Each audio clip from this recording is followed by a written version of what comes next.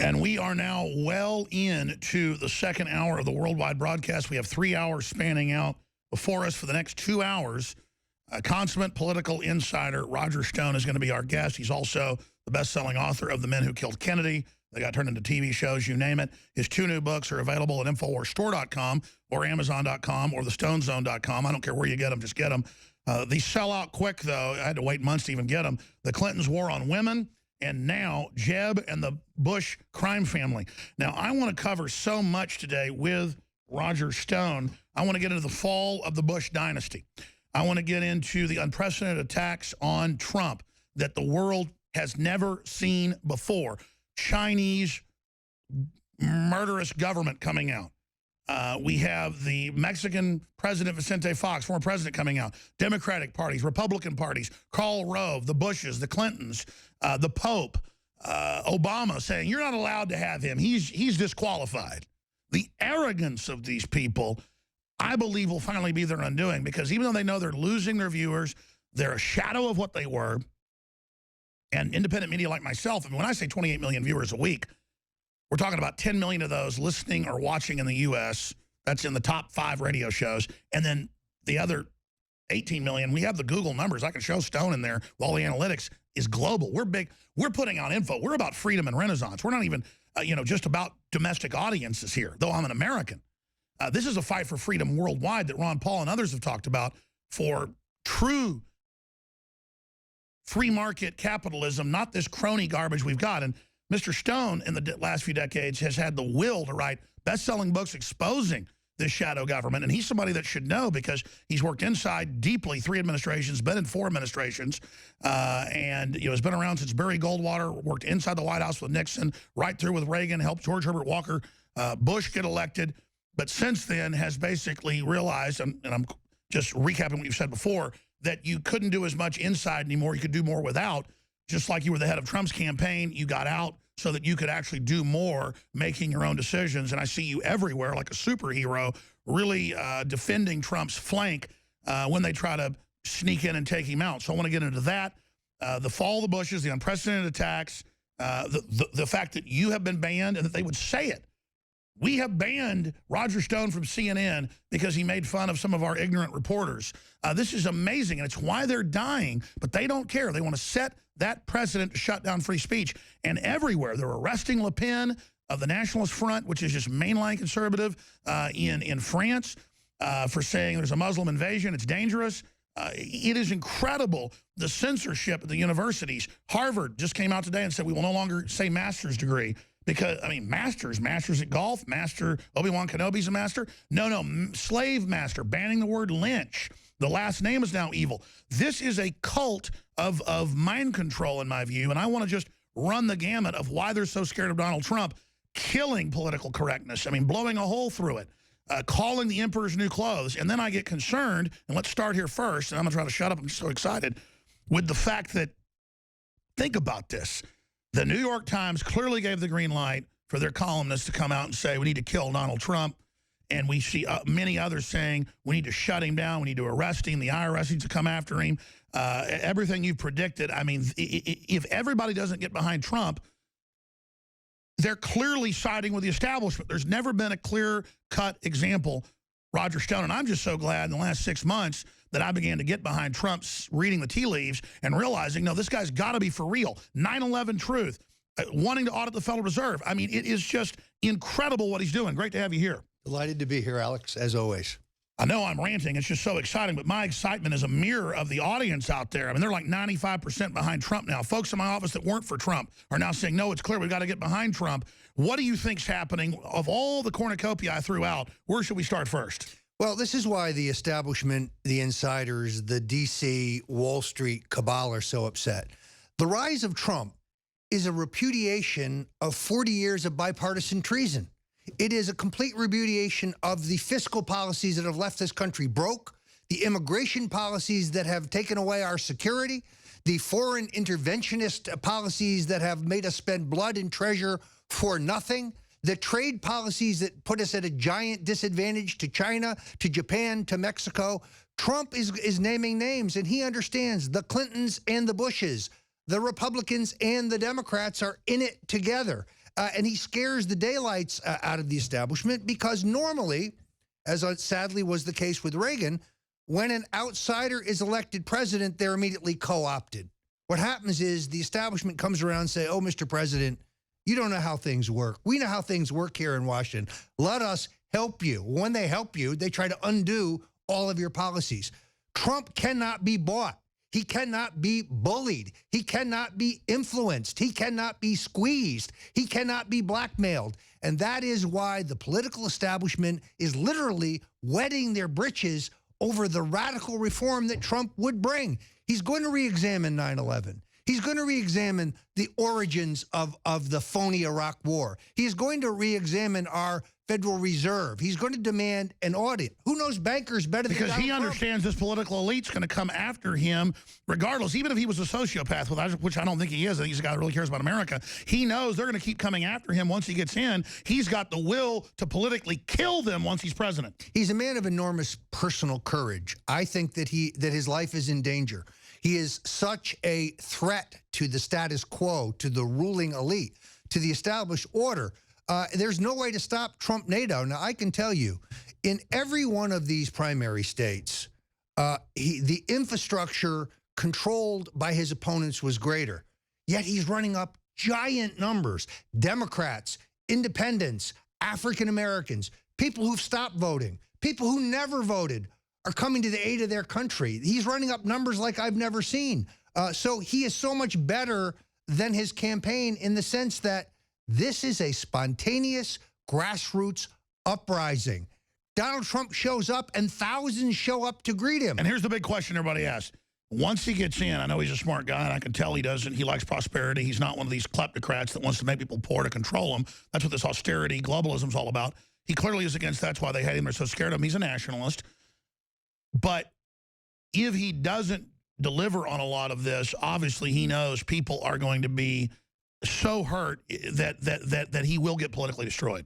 But he's not running because he needs to be president. He's not running because he wants to burnish his ego or his reputation. He's climbed every mountain you can climb. No, I understand that. But, I mean, you know him so well, talk to him every day, known him for 40 years. I mean, tell us who Donald Trump really is at his essence and what you think he'll do once he's president. He's a fighter. He is a man of enormous courage. He's a patriot. He's a nationalist. He's a firm believer in American sovereignty. And why is he running? I can sum this up. He's tired of seeing the country go down the drain. And when he says to us, our leaders are stupid, their decisions are stupid, their decisions make no sense.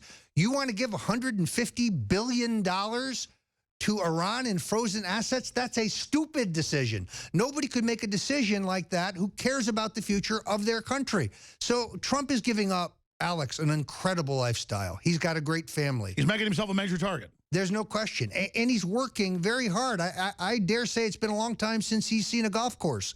This guy loves to play golf as a form of relaxation, as a form of focus. But he's working harder than those who know him ever believed he would work because he sees the future of America in the balance, and he understands this is it. This is the moment. We either save our country, take it back, and restore its greatness, or we step into 1,000 years of darkness. Roger Stone is our guest.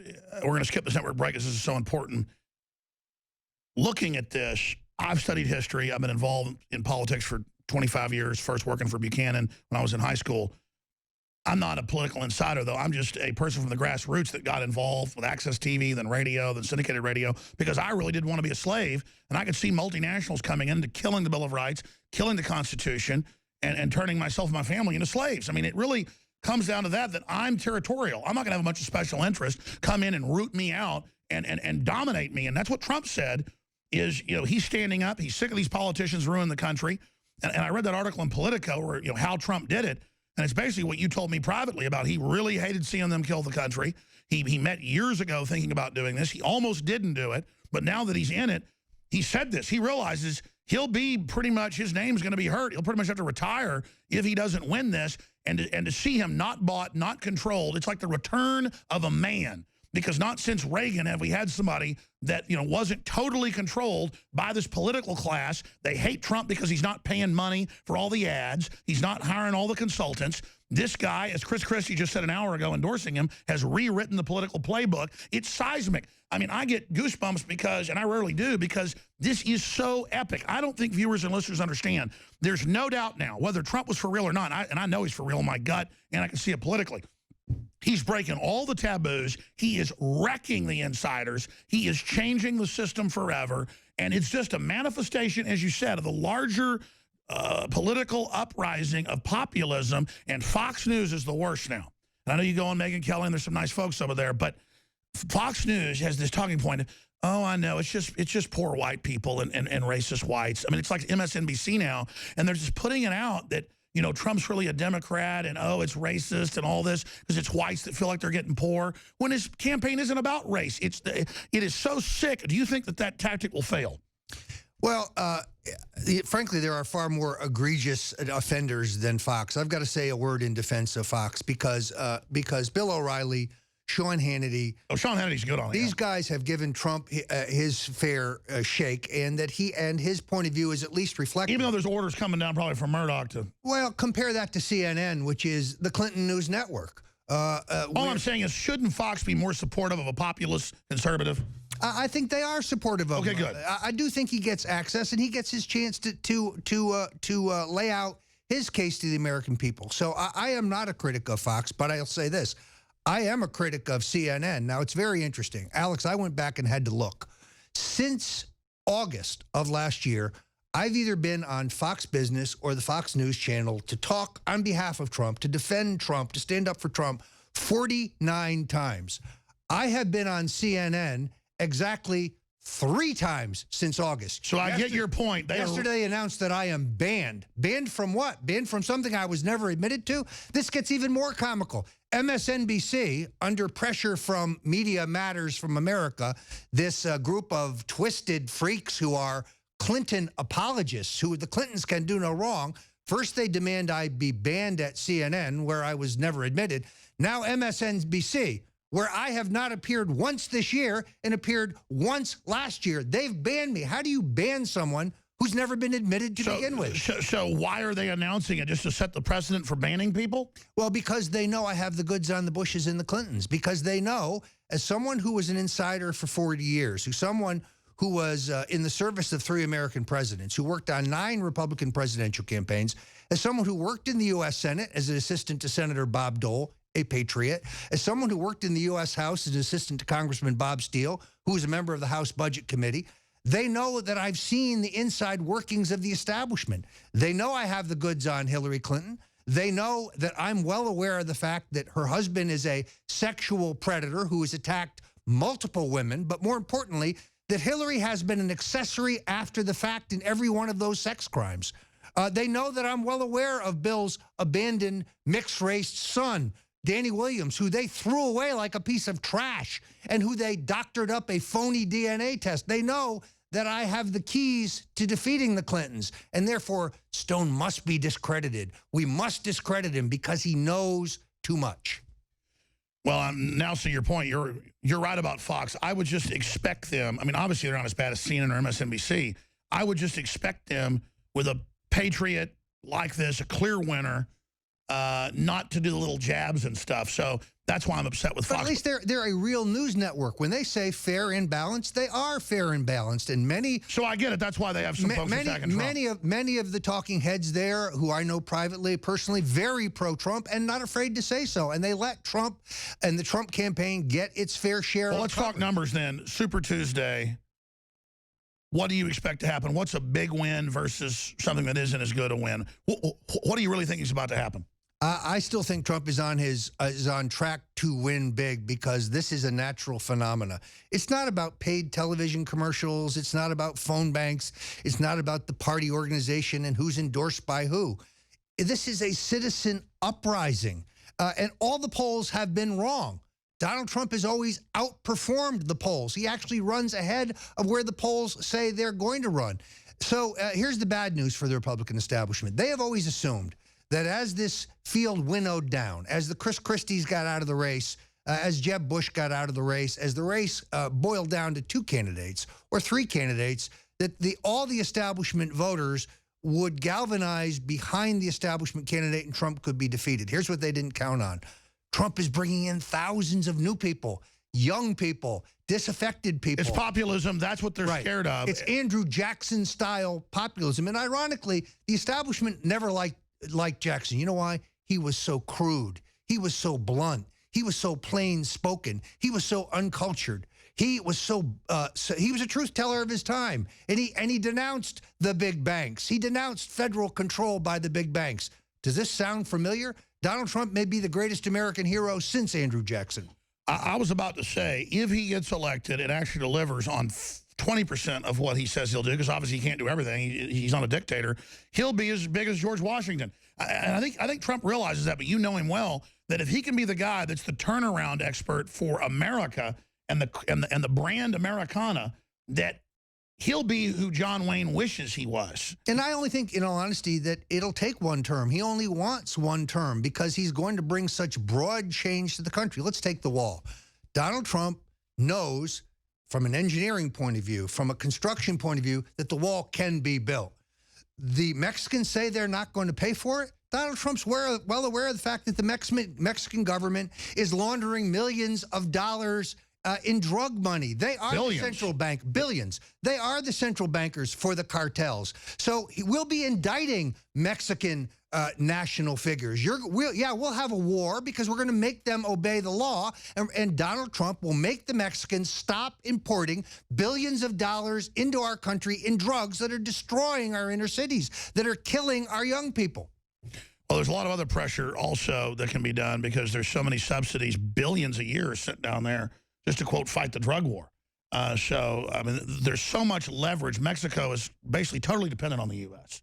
And so for people to say it's crazy he's going to make them pay for a wall, I mean, Trump, I believe, will actually try to get that done. But what I like is him coming out and saying, audit the Fed. You were on a few days before he came out with those tweets. And was that just spontaneous that he did that, or had you been talking to him? Who understands bankers better than Donald Trump? Donald Trump understands the banker mentality. He's taken more bankers to the cleaner than any businessman in the country. He understands how they operate, and he wants to know what's happening at the Fed. He wants to understand the Fed's role in our economy. Look, I worked in the Senate. I worked in the House. I worked on the budgeting process. There's billions of dollars of fraud and waste in our federal budget. But the reason that everybody in the political class always talks about cutting it but never really cuts it is because every one of those dollars has been put there by somebody powerful, some senator, some congressman, some special. And that's why they're scared to death, is he might actually cut that off. He is going to take an axe to federal spending. Look at the way he runs his own companies. He runs a very tight ship. He wastes not a dollar. And folks shouldn't be scared, because then all that money will just stay with taxpayers and go where you want it, going to innovation, going to choices you've made, going to competition. It'll explode. Not a dollar that we're talking about is helping the American people in any way. It's only helping special interests. So now, finally, we would have a president with the guts and the fortitude and the knowledge and the green eye shade to really cut federal spending, which, as you know, between that and Trump's incredibly dynamic tax reform plan, you would have a booming economy. Well, look, they're genuinely afraid of him because he's a nationalist, because he's a family guy, he's anti-political correctness, he's sick of being bullied, he's sick of America being bullied, but he doesn't want to start just mindless, pointless wars for profit. He's just good on every point. I mean, it's really amazing to have somebody this good, and that's why they're so scared. When we come back, Mr. Stone, I want to go through strategies, what my listeners all over the country and people all over the world, quite frankly, can do to help get Donald Trump elected, and also the new attacks you're expecting, all this garbage about his tax returns. I think that's a really good point for him to make, that not just say, maybe I'm being persecuted by the IRS. If he gets audited all the time, it's obvious he's being persecuted. Yes. And so is Carson. People are so sick of the IRS. And so if they think they're going to bring out his taxes and demonize him over something, I think that's going to backfire. It seems like their instincts are really turning against him. And then the fall of the House of Bush. Have we now seen it? And was it Donald Trump bringing up the 28 pages that did it?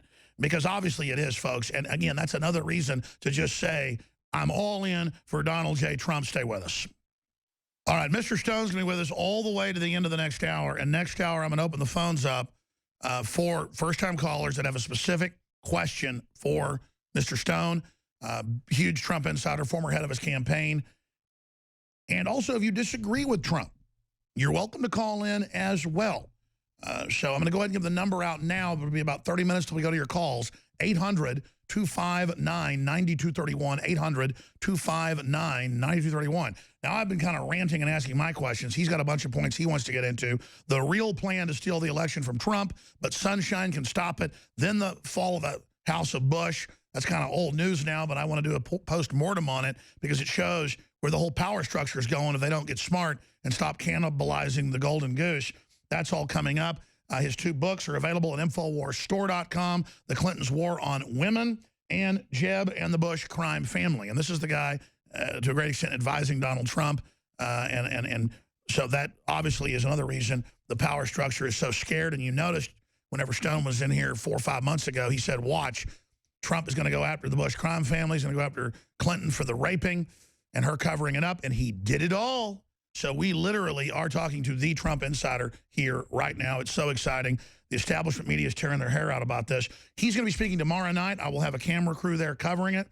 I don't want to say I'm going to show up and you know, get in the way, but I might pop in towards the end.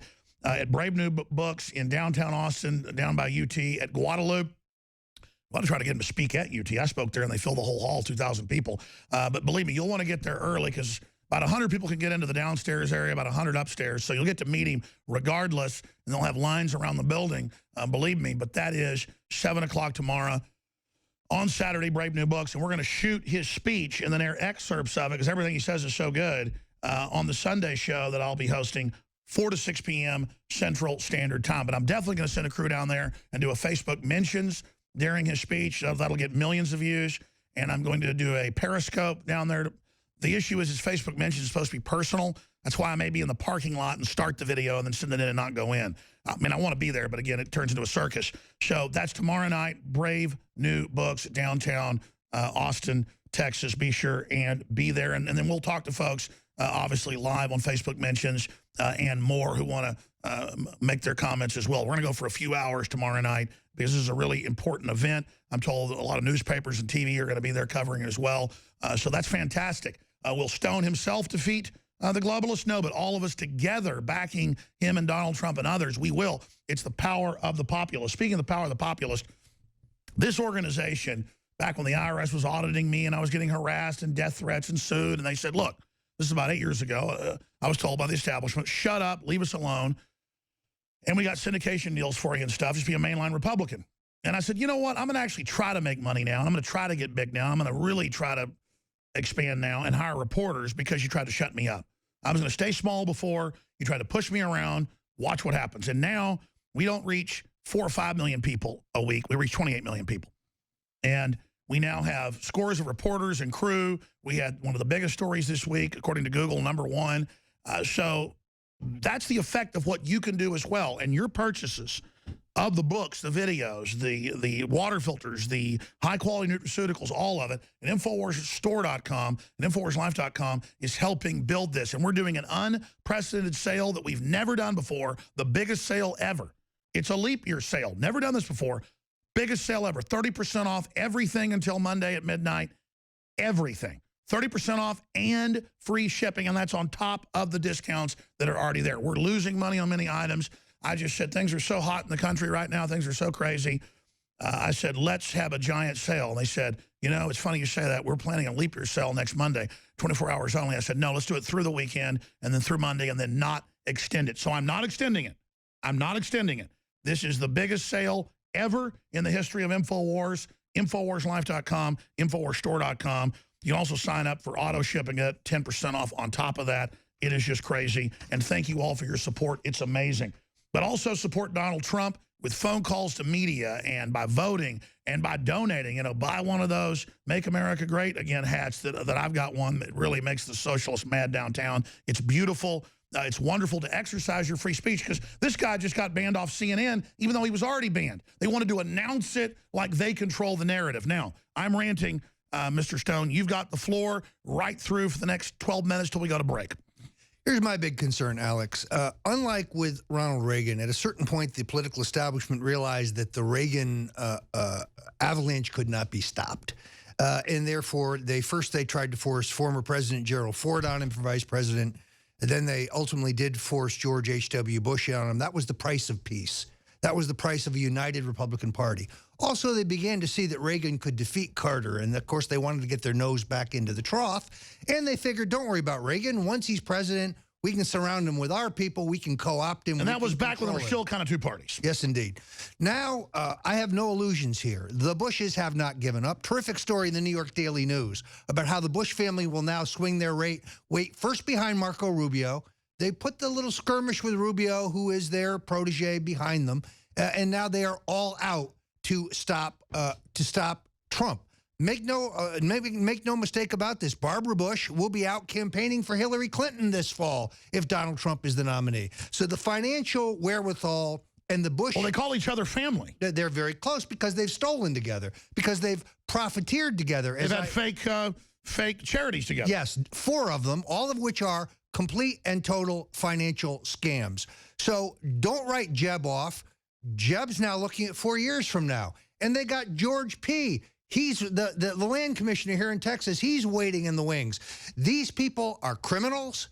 They wrap themselves in patriotism, yet they've never made an honest dime in their lives, and they have profiteered mightily from the system.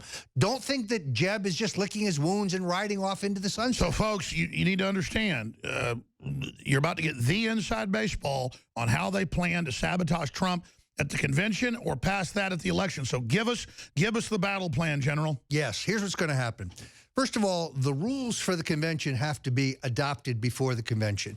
Most egregious is Rule 40B. This was originally passed by the Romney people to jam one of my heroes, Ron Paul. Ron Paul legitimately won delegates, but they didn't want those delegates even to be registered in the convention, and they wouldn't let this congressman, a Republican congressman, they would never allow his name to even be put in nomination. So they will take Rule 40B, which just before the convention must be either readopted or amended or dropped, but they will use 40B to allow someone who has not won a single delegate, who has not won a single caucus or a single primary, to allow someone's name to be put on the floor, a white knight for the establishment. It would have been Jeb, but Jeb is now so discredited in this cycle. He is so bombed out with voters that they know that's not credible. That's why Mitt Romney is all dressed up and ready to go. That's why Mitt Romney was viciously attacking Donald Trump on Twitter last night all through the debate. Mitt Romney he's their horse. He's the horse they have on the sidelines waiting to bring him in. Now, to explain how that happens, the Democrats have their superdelegate. The Republicans have something similar. If Trump doesn't get the certain number when they go the first round there at the convention, when the people pledge their delegates. Yes. So are they planning to try to force Romney completely in or make him VP? Here's the steps that they would take. Number one, they will take away the fact that delegates are bound on the first ballot. Oh. Let's take New York, for example. The delegation to the convention from New York State will be handpicked by the Republican state chairman, Ed Cox. And by the way, just to back you up, it was in the news last night that 200 top Republicans met in secret, a bunch of them, basically the delegates, or the superdelegates of another name, in New York with Rubio's people on how to steal it. Exactly right. So what you're saying is fact. Please continue. Right. So they will try to unbind those delegates, meaning that even if even if state law in various states requires a delegate to vote on the basis of the result of the state primary, they will seek to unbind them. Alternatively, they stall Trump short of victory on the first ballot, because then on the second ballot, all of the binding is gone. So even though I expect Donald Trump to triumph in the New York primary, where his campaign is being run by one of the great organizers and rabble-rousers of all time, my friend Carl Palladino, and where they will thrash the establishment upstate, downstate, on Long Island, in the New York suburbs, the will of the voters can be undone by these convention rules. Now, what I have done is start to reach out to some of my old associates, some of them going back to the Goldwater campaign, some of them going back to the Reagan campaign, to pull together some of the best convention operatives in America today. We have set up a fund to pay for their travel, to pay for their hotel rooms, to bring them to Cleveland to avoid the steal. You can go to stopthesteal.com right now if you want to make a contribution. So I should have said from the beginning, we're launching a major move to stop them stealing the will of the voters. This is how elections are really won, folks. And what we need is the pros. We need the people who know these rules and they know the ropes. Here's what I do know. The Bush people have manipulated the convention rules since the 80s, and they know the inside game, and they're prepared to play the inside game. As you point out, there's 150 superdelegates. The superdelegates are Republican National Committee members and state chairs. Very few Donald Trump votes within that group. So if you do the math, Trump doesn't have to win 50% of the delegates up for grabs in the primaries and caucuses. He's got to win 54%. Otherwise, he's short of the magic number, and that's what they seek to do. So we need a landslide, folks, to override this. Absolutely. And in all honesty, at this point, Ben Carson, who I do think is a patriot, Ted Cruz, who I don't think is a patriot, Ted Cruz, whose wife Heidi was Condoleezza Rice's deputy when they started the Iraq War. Then she went over to the U.S. Trade Representative's office. He is a Herbert Walker Bush minion protege. No question. This is where he came from. Trump actually understated the case last night. Ted Cruz recruited John Roberts. Are you saying, because I believe you, and I don't want to admit this to myself because I wanted to believe in him, Cruz is like a Bush operative sleeper cell because the Bush name is over. He literally is a sleeper cell unless he's turned against him. But he was put in power by them as, I guess, a Tea Party takeover artist. Do you think he's turning against him, or is he a full operative, a double agent? Well, at a minimum, I think he's a Trojan horse. This guy became a conservative exactly 4 years ago. Prior to that, he was the top issue advisor to Governor George W. Bush. He recruited John Roberts to the administration. Now let's look at his wife, Heidi. I'm sure she's a nice lady. Goldman Sachs. She was the deputy assistant national security advisor when they gave us the phony Iraq War. Then she moved over to the U.S. Trade Representative's office, where she was the deputy U.S. Trade Representative working on China policy. That China policy Donald Trump talks so much about. By the way, if you go to her wiki bio, those things have been airbrushed out of existence. Then she goes to Goldman Sachs. Goldman Sachs made a $1 million sweetheart special interest loan to fund Ted Cruz's ascent to the Senate. Now, in the beginning, I liked Ted Cruz. I liked what he had to say. He sounded to me like a patriot. Folks, he's a quisling. He's a Trojan horse. He's one of them. And he, too, plays a role in this effort to block Donald Trump. His role now is very clear. Siphon conservative votes from Trump. Siphon liberty votes from Trump. Yeah, I mean, if conservatives don't see the full power of Sauron, the full power of the New World Order is against Trump. This is not a ruse. It's real. He's causing irrevocable damage to him. If people don't get behind Trump, Hillary will destroy a Cruz or a Rubio. Rubio is obviously a ringer. You know, they're waiting to make him president down the road. If you don't get behind Trump, you're totally insane. And, Alex, I know this is an absolute fact. At this very moment, Ted Cruz is trying to broker a deal with Marco Rubio in which he will continue to damage Trump in return for a Supreme Court seat. That's what he wants. So he's not only an oily lawyer, a slick operator. I like to call him Tricky Ted. This string of sophomoric dirty tricks is beyond anything that I've seen, and I believe in hardboard politics. I get it. But, yeah, they call you super dirty trickster, but I looked at the stuff you did. None of that was dirty. Well, first of all, it was all legal, and politics ain't beanbag. But that's not the same thing as sending threatening letters to voters to make them vote, or spreading a false rumor on CNN that Ben Carson, a patriot, is getting out of the race, and then contacting Carson voters to tell them the latest. Oh, did you hear? Ben's getting out of the race. Switch your vote to Ted Cruz. Now, doctoring pictures of Barack Obama and Marco Rubio shaking hands.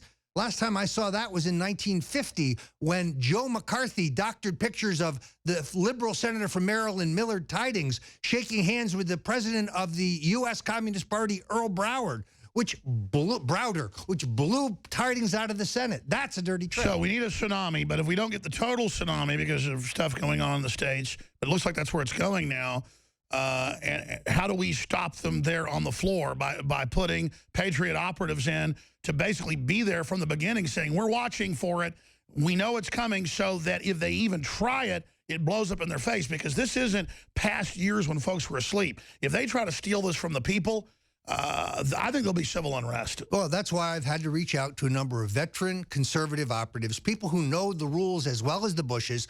We're not without assets. We're not without solid delegations. We should bring everybody. Pat Buchanan, I know, supporting Trump. We ought to bring him down to the floor. Absolutely. We need to bring all these titans in. That's exactly why we have set up StopTheSteal.com. We need to get Matt Drudge, obviously, who likes Trump and loves Trump. You know, he'll be involved watching for the steal. Yeah, so I think you know, just like anything else, you shed light on the cockroaches and the cockroaches will scramble. We're going to have to shed light on what they have in mind. Terrific piece in the Daily Beast the other day. They blurted it out. Yes, they're playing for the brokered convention. Who emerges? Is it Mitt Romney? Is it Marco Rubio? Is it John Kasich? I think they've given up on Jeb. But after this spectacle of Trump and he's the winner, if they don't give it to him, the public's finally going to get it. And, I mean, this is incredible. But on the one hand, you could say the party nomination would be worth nothing if they steal it from Trump. On the other hand, the insiders don't care about that. Exactly, because they got Hillary already. This is epic. This is epic. By the way, folks, we're teleprompter free here, TV/radio. So we got it wrong, and I'm sorry I got it wrong. It's stopthesteal.org is the website. If you want to try to recruit people like Pat Buchanan, you name it, to be on the floor, talking to the media, invading, and making sure they don't steal the election from the people. And they've done this before. So it's key. Again, that's stopthesteal.org, and everybody should get involved. The toll-free number to join us is 800-259-9231. And your calls are coming up in the next hour. A lot of key questions for the consummate Trump insider, Roger Stone. I'm your host, Alex Jones. His 2 new books are out. And, of course, they came out in the last few months. You notice you suddenly hear Trump basically talking about everything in these. The Clintons' war on women. And then, of course, we also have Jeb and the Bush crime family. But I tell you, these are important books for folks to get, to be educated as you attack the political establishment that are merged at the hip, call each other family. But to a great extent, I mean, let's just say it. You have been, and folks, I don't just say stuff. Everybody knows that. You've been the prime mover in getting mainstream media to face the fact of the sex crimes of the Clintons and the Bush CIA drug running and the MENA and how these two families work together. And as soon as they brought out 9/11 Truth, Jeb's numbers went down. Jeb pulled out because they were scared to death. Our reporters confronted him twice. And they try to call it a conspiracy theory. His numbers only went up. There are 28 pages. We did attack the wrong country. What do you have to say about the whole Bush dynasty and where all this is going? Alex, a year ago, more than a year ago, I set out with 2 goals. One was to defeat Hillary Clinton, and the other was to elect Donald Trump. And I knew that meant vanquishing Jeb Bush. Jeb took a powder because my book lays out how he has never made an honest dime in his life, how he has used the governorship and his family connections to profiteer, and done so at the expense of the taxpayers. Between Lehman Brothers and Enron, the taxpayers of Florida lost SNLs, the whole family is a scamming weasels. There's no question. I don't think they ever expected anybody to put it all together. So it's there. Trump builds stuff and is a TV star and an entrepreneur and a celebrity and loves America. The Bushes literally were the main Nazi lawyers, Prescott Bush. They literally are organized crime, scum of the earth. Yeah, look, the Bushes would steal a hot stove. They've never made an honest dollar in their life. They've traded on the family name. This is a classic deal. You go to an SNL. You take out a fraudulent loan that you know you're never going to honor. Then you take the money from the loan. You short the stock in the bank. Then the bank falls and you cash in, leaving the taxpayers holding the bag. That's what Neil Bush did. That's what Marvin Bush did. That's what Jeb Bush did. Jeb works with third world African dictators. Well, look, the guy got a $4 million personal taxpayer finance bailout when Daddy was the vice president. He defrauded an SNL, brought Broward. And Donald Trump had the nerve to go up against a crime family nobody messes with. And I want to show the Zapruder film. And I don't say this to be theatrical. I said, well, let me tell you, they're looking at killing him and trying to figure it out. I mean, I know politics. He's real. That's why I'm so behind him, because he's in the arena, folks. And it's easy to sit here and bitch and complain because he's not perfect. That guy is in the arena against the globalists. You want it, you got it. That's what a bunch of these questions are. You know, he's wearing a bulletproof vest, the whole 9 yards. I just pray to God nothing happens to him. Well, and this is one of the key points last night, which is the IRS harassment now of Trump is an added dimension. I mean, not only are they out of control, but rather than yanking the tax status of the Clinton Foundation, where the Clinton Foundation filings and their state filings and their federal filings are completely and totally permeated with fraud. Rather than going after the Clintons, what's the IRS doing? They're going after Donald Trump. They're harassing an honest businessman. I haven't seen his tax returns. I guarantee you this. He's paying millions in taxes. It's going to backfire. It's going to backfire. They got the IRS running around 10,000 times what Nixon did with the IRS. I mean, literally. Nixon actually never did anything with the IRS. That's why I say 10,000 He only talked about it, but the IRS was completely unresponsive. Exactly. So they're running around persecuting everybody, you know, right of Mao Zedong, and then they're saying Trump's bad. Back in 70 seconds with the third hour, your call straight up. We are a resistance. The country got taken over by foreign interesting globalists. They brag about it. China says, hey, we'll tell you what movies you can put out. Mexican president says, you apologize to me. You filthy Americans. The Pope comes here and has 200-foot walls around his house, but, you know, we can't have walls. We're a joke. And then Joe Biden apologizes to Mexico. And we've got everybody lined up against Trump. We're going to come back in the next segment and go to some calls. We have the Trump insider, Roger Stone, stonezone.com, in studio with us right now. His 2 new books, bestsellers, available in hardback, discounted at InfoWarsStore.com. We have 30% off, never done a sale like this, and free shipping, only running till Monday, and that's on his books too. Take advantage of this. Plus, his books are selling out, by the way, on our site. This is a short segment, long segment coming up. We're going to take calls, but I want to just ask you, as a guy that's worked inside, was it 3-4 administrations at the highest levels, worked on 9 campaigns. We've always had elites. We've had boss hogs. Nobody's perfect. But the old elites wanted a prosperous country so they could skim more off the top. Nobody's perfect. I'm not, you know, an idiot. But they still loved America, and they love their kids and their grandkids. The elites we have now hate bitter clingers. They hate men. They hate prosperity. They hate language. They hate freedom. What would you call this elite and the liberals that want to control speech? I call them cult leaders, like Jim Jones cult leaders. I mean, I don't know how else to describe what they're doing to our kids. This is a pack of scum. I'm not trying to be nasty. They're just the worst people the world's ever seen. Who are these people? You've been there. You've watched the de-evolution. Who are these people, and who are the Republicans that work with them?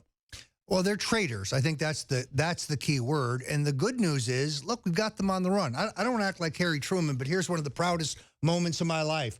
Bush drops as field narrows. We drove him out of this race. Why?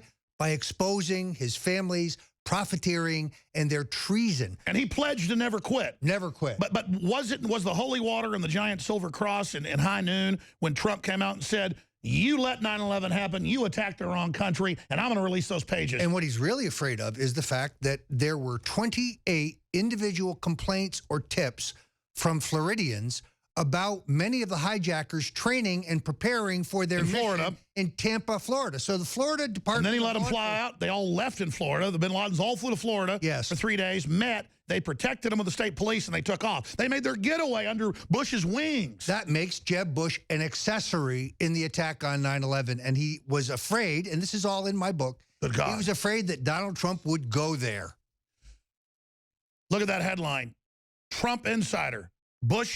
Jeb Bush's accessory on 9/11. And it's true, and it's sensational, and we can destroy them. They want to intimidate us all day. Let's get in the arena with Donald Trump. That's why I admire Donald Trump. I've been in the arena at a lesser level and know the danger. You're in the arena. You're in danger, no doubt. All the death threats you get. And we're just saying, you know what? Screw you. Go to hell.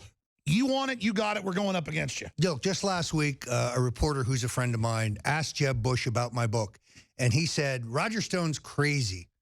Boy, they didn't think I was crazy when they asked me to go to Miami-Dade in 2000 and take care of the recount for them, which I did. By the way, greatest regard of my life. I remember seeing you on TV. I thought that he would actually be a compassionate conservative. I have to admit, until I began the research for my book on the Kennedy assassination, I never really realized how evil the Bushes were. I knew that they were self-dealers. I knew that they were crony capitalists. I knew they weren't conservatives. I'm from Connecticut. I fought them back in the day. I had no idea of the enormous scope of the theft and the evil. People say to me, how can you criticize George H.W. Bush? He's a war hero. Really? That's not what the guys on his plane say. No, he punched out and he punched out and let others die. So stay there. This is epic. I want to come back and give you the floor to start back over with this without me interrupting and just get in, because every time I mean, I knew who you were when I met you years ago, and obviously knew you were high powered. But the more I researched you, you've been involved in everything. You're such an insider. To now turn against him in the last decade, I can only salute Roger Stone for his courage, folks. They are scared to death of this man. We'll be right back. I'm Alex Jones. And they're scared of you, too, the people. And we are back. That special report is really scary. Europe is now on the verge of collapse. France is saying that. Sweden is saying that.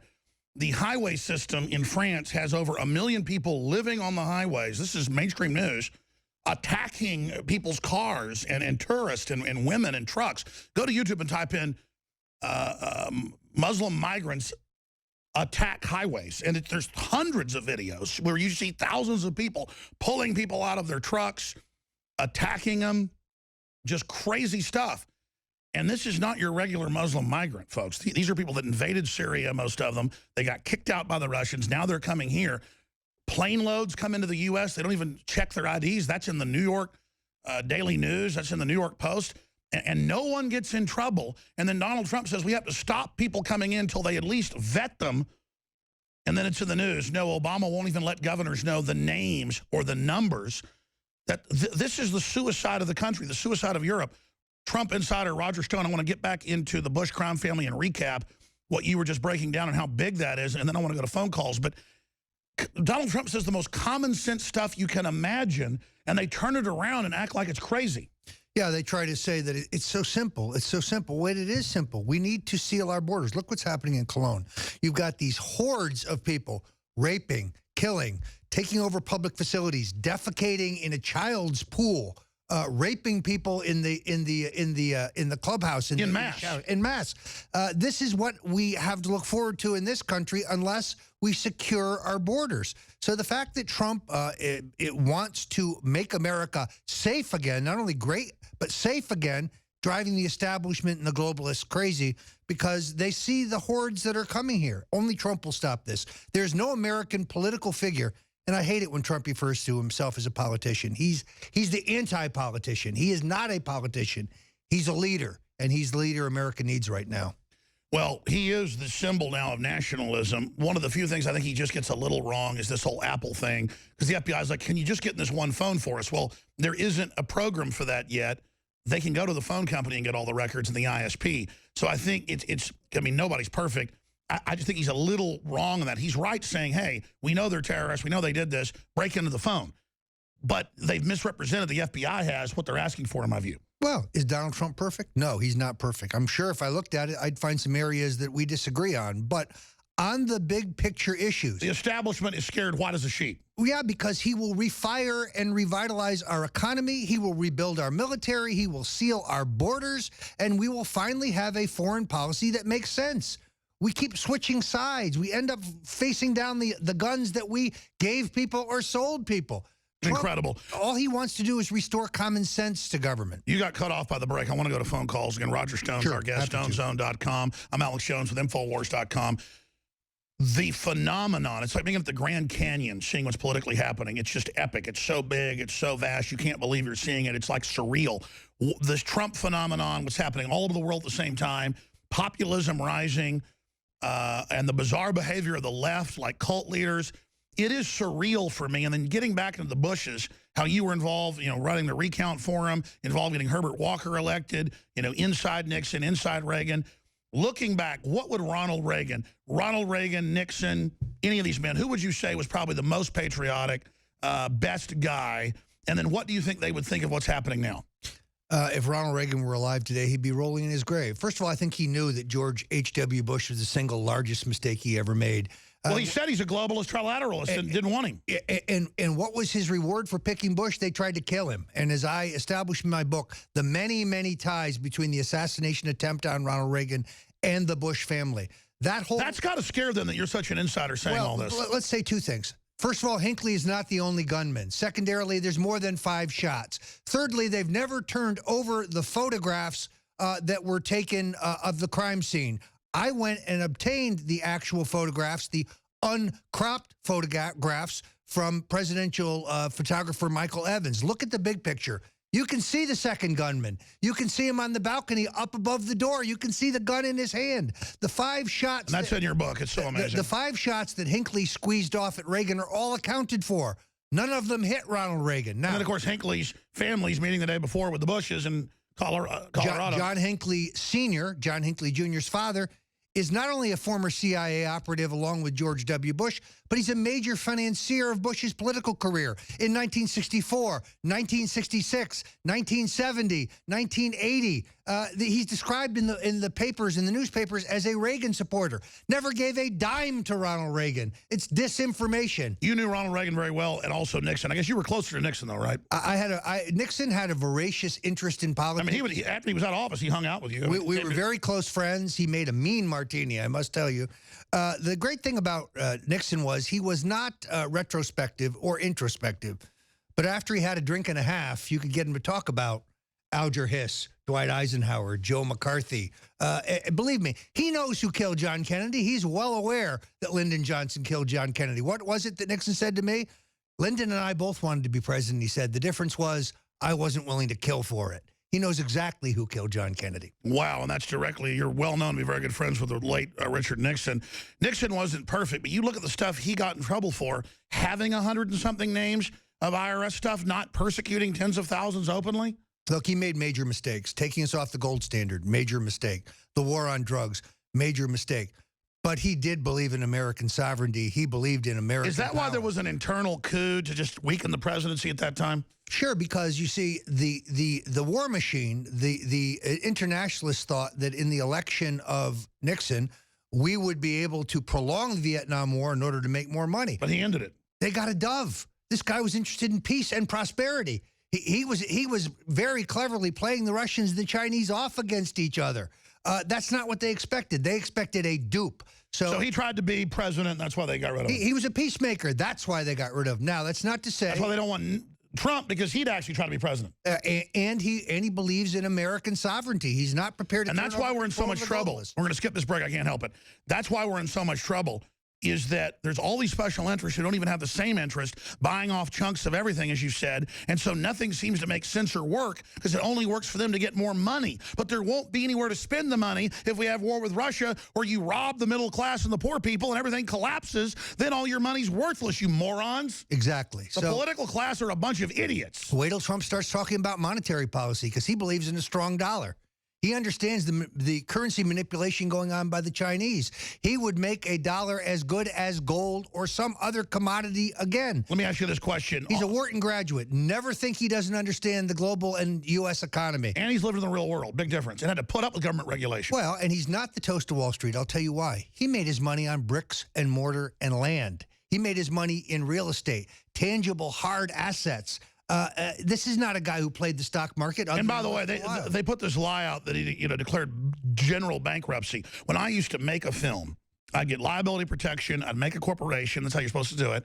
I'd put it out, and I never had to declare bankruptcy on that particular, but I knew folks that did. If it lost money, I would just roll it up, because I had contracts to folks. That's what I had to do, and shut it down, and that project's bankrupt. That's what every film in Hollywood does. But see, they know the general public hasn't actually worked in a bunch of businesses. They don't know that Trump didn't declare general bankruptcy. He didn't declare that article. He did it specifically on projects that didn't work. Well, and most specifically, his casino empire, which was destroyed by the state of New Jersey, by government policy. They have no airport. There's no way to get there. Their policies destroyed his business. So he used a legitimate business tactic. He filed for Chapter 11 to protect his employees, to protect his business interests. But the canard that Donald Trump personally filed for bankruptcy 4 times, that's an establishment lie. Promulgated again by Marco Rubio last night. Yeah, it's not general bankruptcy, it's specific company. Yeah, you know what? I want a president that smart. I want a president who will protect the American economy the way Donald Trump protected his businesses. Well, the globalists admit they went Cloward and Piven. They want us poor. Like Obama said, you can't have cars or air conditioning while he's on a jumbo jet. These people are, it'd be one thing if they were living in a shack saying we've all got to be poor for the earth. I'm not going to put up with these pigs telling me they're these loving socialists. I mean, look what we've got. It's amazing. I want to go to phone calls here, but finishing up on the Bushes, you're saying, is the dynasty dead or is it hanging on by its fingernails? Because the archetype of George Herbert Walker, the former CIA director, the guy involved in the Kennedy assassination, out there looking like he didn't know what planet he was on. I have respect for my elders. But at the same time, them rolling him out, was that indicative of the dying Bush dynasty? The Bush dynasty is far from dead. These people, if they are nothing else, they're relentless. Look at it this way. George H.W. Bush ran for vice president in 1968, 1972, 1974, 1976, and then he finally got there in 1980. Now, Alex, no one runs for vice president. No one. Other than Lyndon Johnson. Why did he run? Because he wanted to take over. He had a plan. That's why his right-hand man, Bobby Baker, says on the day John Kennedy is inaugurated, what does he say? John Kennedy will not fill out his term, and he will die a violent death. And the Bushes sat at the knee of LBJ and the CIA and the Opera Run right here in Austin, Texas. This is precisely why the Bushes maneuvered relentlessly through the 60s and 70s and 80s for the vice presidency. I mean, I actually know folks, you know, let's just say Johnson family, some of the folks, and it's like well known. Of course he was killed. And I know some of the big Republicans, and I've been on a plane with them before, flying in and out of Dallas. There's like, of course we killed that son of a bitch. I mean, they all brag about it. Well, as you know, the KGB conducted their own independent investigation. J. Edgar Hoover says to Lyndon Johnson in a memo that was declassified in 1985, well, Mr. President, the Soviets did their own investigation. You know what they concluded? You did it. You did it, Mr. President. The French, they did their own investigation at the request of Jackie Kennedy. You know what they determined? Lyndon Johnson did it. Sure, the Central Intelligence Agency is involved. Sure, the mob was involved. Sure, Big Texas Oil was involved. That's who you always use. What's their common thread? Their common thread is Lyndon Baines Johnson. He was the mastermind. Absolutely. He was the indispensable. Well, I mean, I've interviewed before she died and was on his mistress. Yes, you know, that he Madeline kept over Brown. there at the Cattleman's suite over at the Driscoll. Yes. Nice place to stay, by the way. And boy, I tell you, I mean, he just walked right out and said, after tomorrow, that son of a bitch will never embarrass me again. He said it to her twice, actually. He said it the night before and the following morning. He said, after today, those Irish mafia sons of bitches won't be down on me anymore. So there's just no question. Remember, in 1963 in Texas, murder's a state crime. Who controls the Dallas police? Who controls the Dallas district attorney? Who has control of the investigation? Well, LBJ was just an open gangster. He was Dixie Mafia. Well, he was on the pad for the mob. He was being paid through a man named Jack Halfer, who he pardoned immediately after becoming president. And my grandmother knew him. He was a major water carrier for Big Texas Oil. And as far as the CIA is concerned, as the Senate Majority Leader, he has the authority to appoint himself to a committee. Now, the Majority Leader never serves on a committee of the U.S. Senate. But Johnson appointed himself to the subcommittee of the Defense Appropriations Committee that controlled the CIA budgets. He's the paymaster for the CIA. I want to go to calls, but I got a question for you later. All these top generals, every special forces person I meet, including officers, they all say there's a counter coup in the government against Obama and the globalist takedown of America. They're all behind Trump. They say he's for real. That's got to scare the power structure that the guys that actually do the hanging are saying they're not going to play ball with going after Trump or anybody.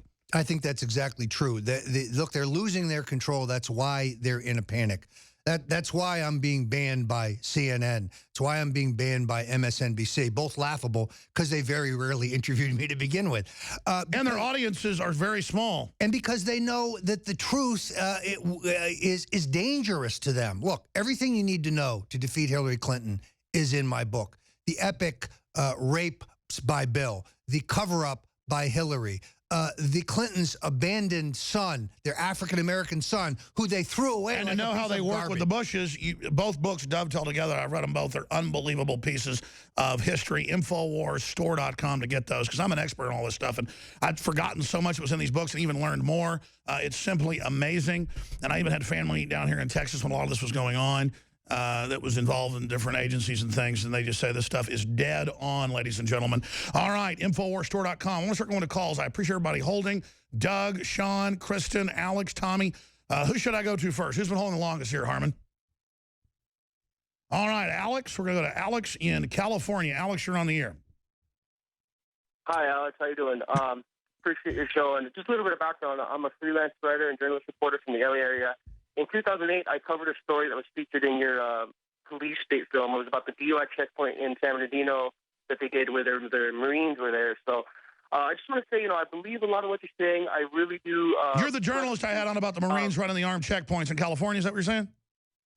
Yeah, in 2000. It was. I remember you. How are you doing? I remember your voice. Hi.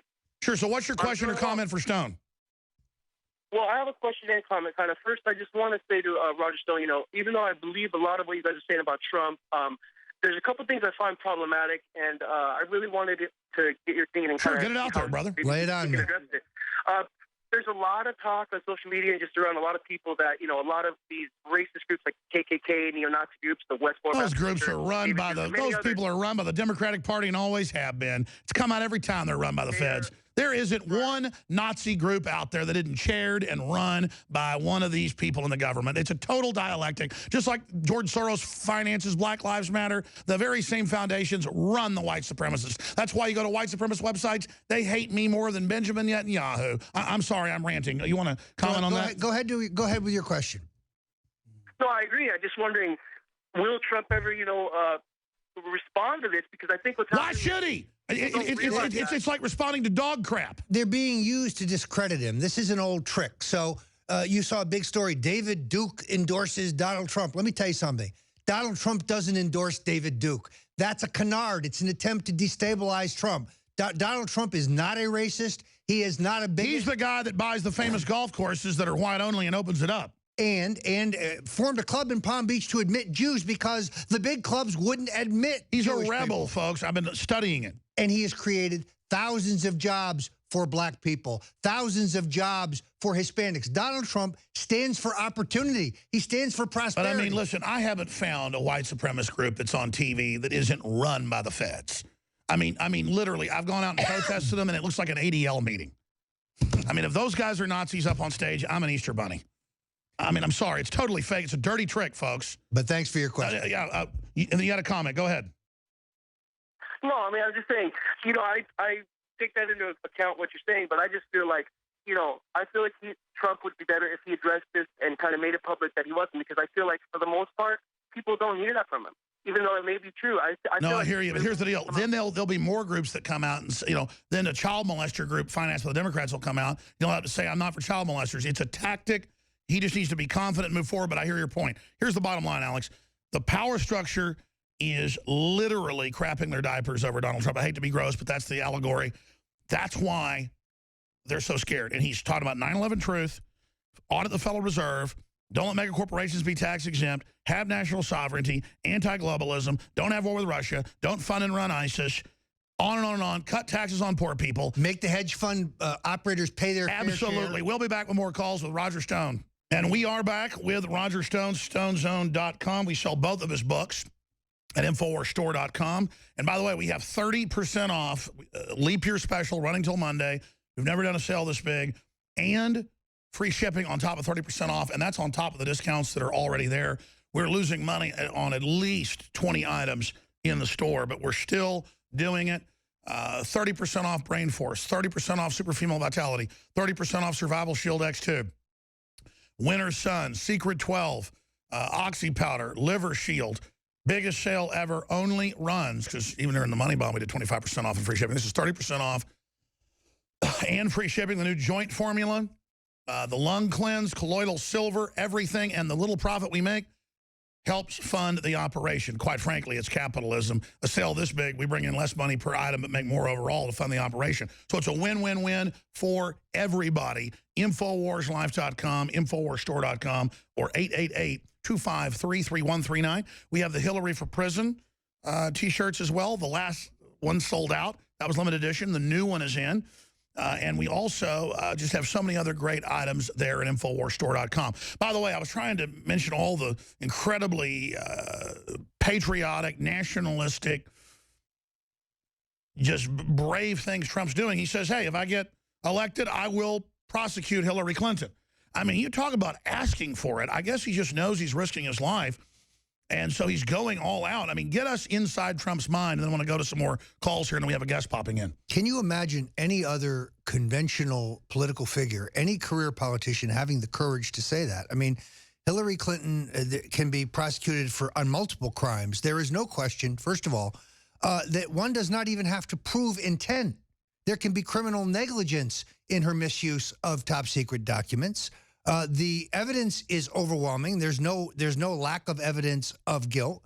And then that's before you even touch the Clinton Foundation, before you even can touch the fact that the Clinton Foundation is a $2 billion global fraud. It is a vehicle for the facilitation of multi-million-dollar bribes. And here's the best part.